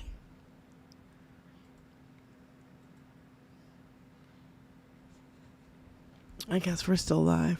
Yeah. Benny had to go. I don't know why we're still live. Well, well, well, and welcome to another day in the United States of unnecessary war plays and the pedo elites running things. Like the most elite pedo of them all, the pedo-in-chief, the big back boss, the 34-time convicted felon fraudster, adjudicated rapist, honey. Oh, daddy dumpy pants, that is. And I guess last night, well, as he sat there in his own shit, he decided to back away from the threat that he made yesterday when he said he was going to blow every fucking thing away. And he's come out this morning to say, I'm ready to do my pump and dump play. Based on the fact that the discussions with the Islamic Republic of Iran have been brought to the highest level of Iranian leadership and approved, I have, as President of the United States of America, canceled the scheduled strikes and bombings against Iran this evening. Discussions and final points have been, in both concepts, in great detail, approved by all parties involved, including the United States, the land that is not real, Saudi Arabia, the UAE, Qatar, Turkey, Pakistan, Bahrain, Kuwait, Jordan, Egypt, and others. Jesus. The naval blockade will remain in full effect. So it's not over. No deal has been made. But That's a we're lot of creeping up words. on the weekend, so he's got a claim. A deal was made. Be prepared for Monday, Sunday night, you see, for him to come out and say, negotiations didn't go his way. That's a lot of words. Just another day in the fucked up United States.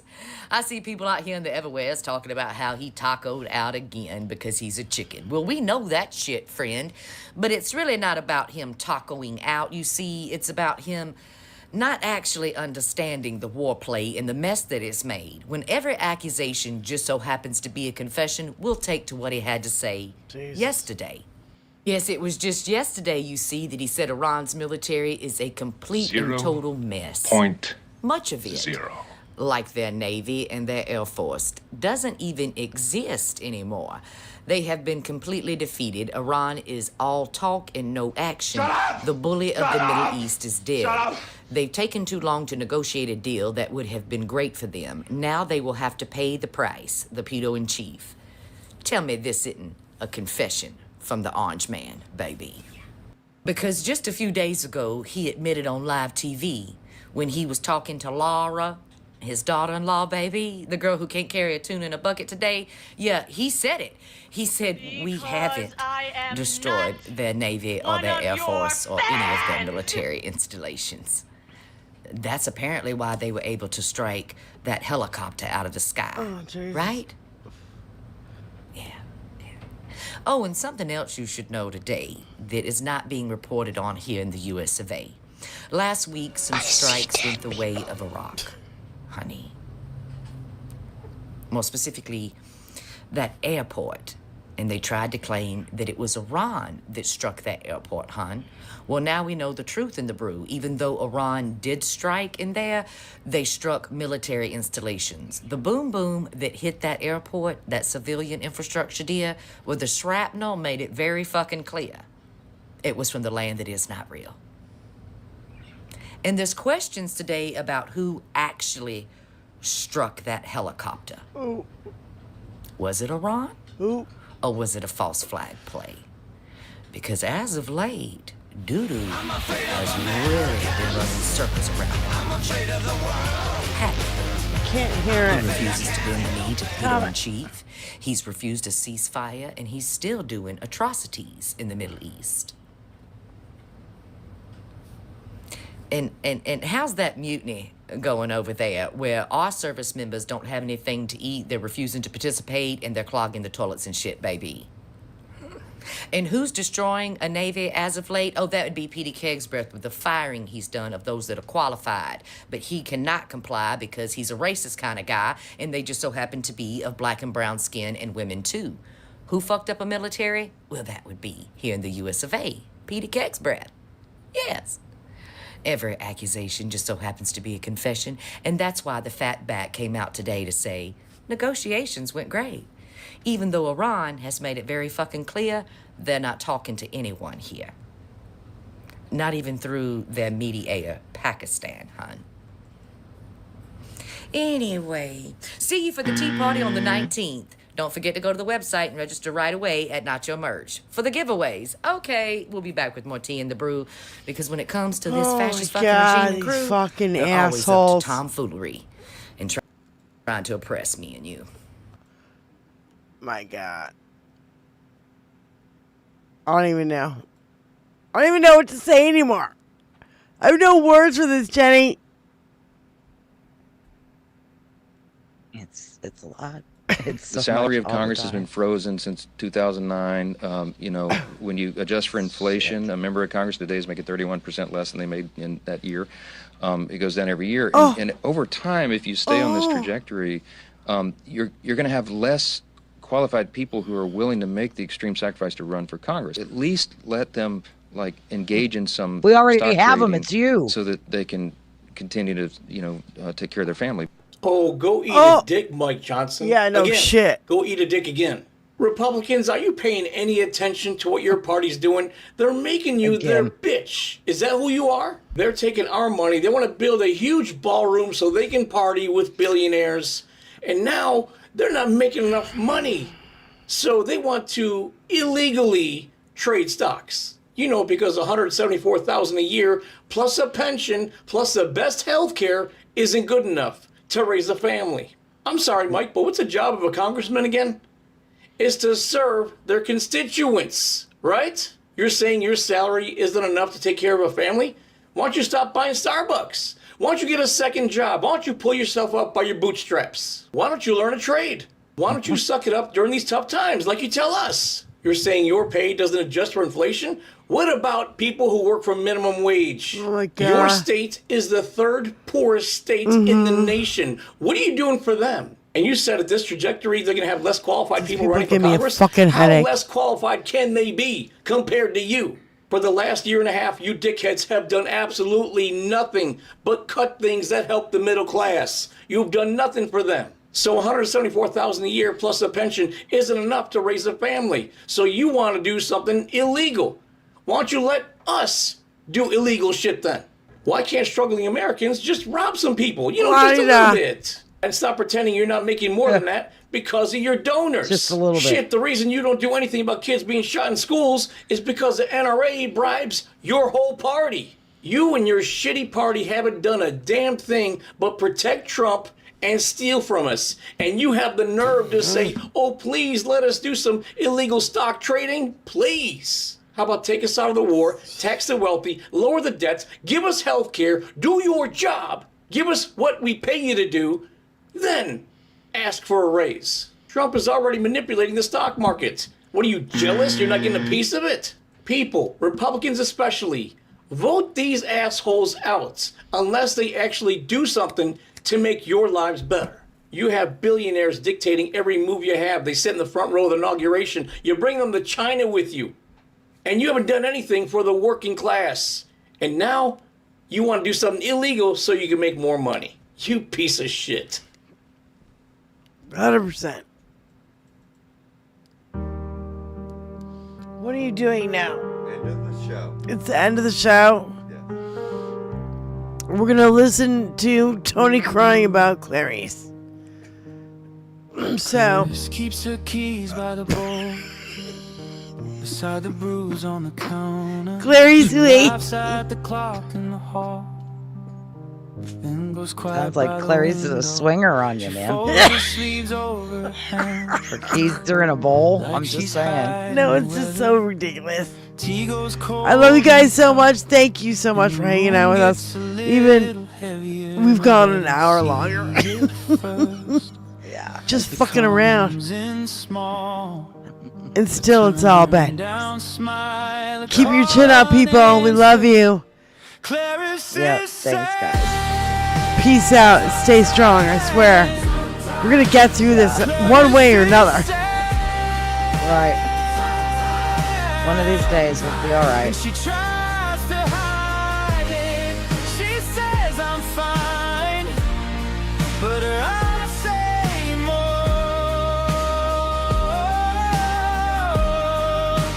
Clarice is sad.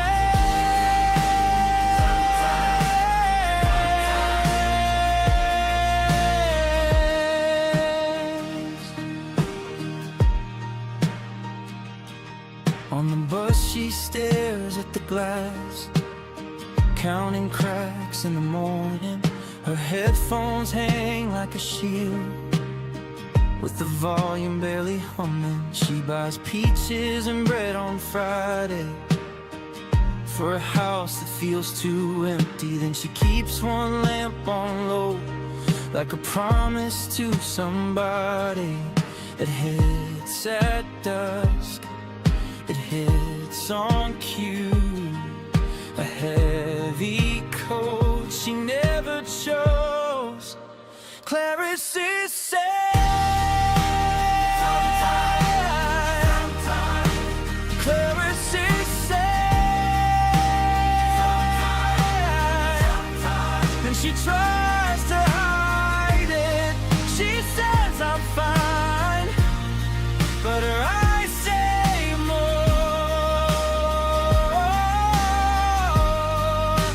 Clarice is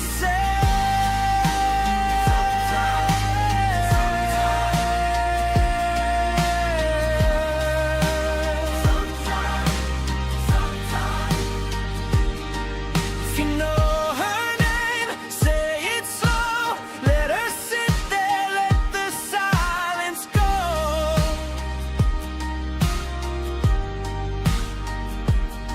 No fixing hands, no perfect lines. Just stay a while till the hard part climbs. Clarice is sad. Clarice is sad,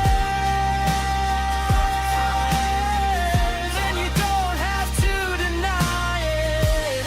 She says I'm fine, but her eyes say more. Clarice is sad.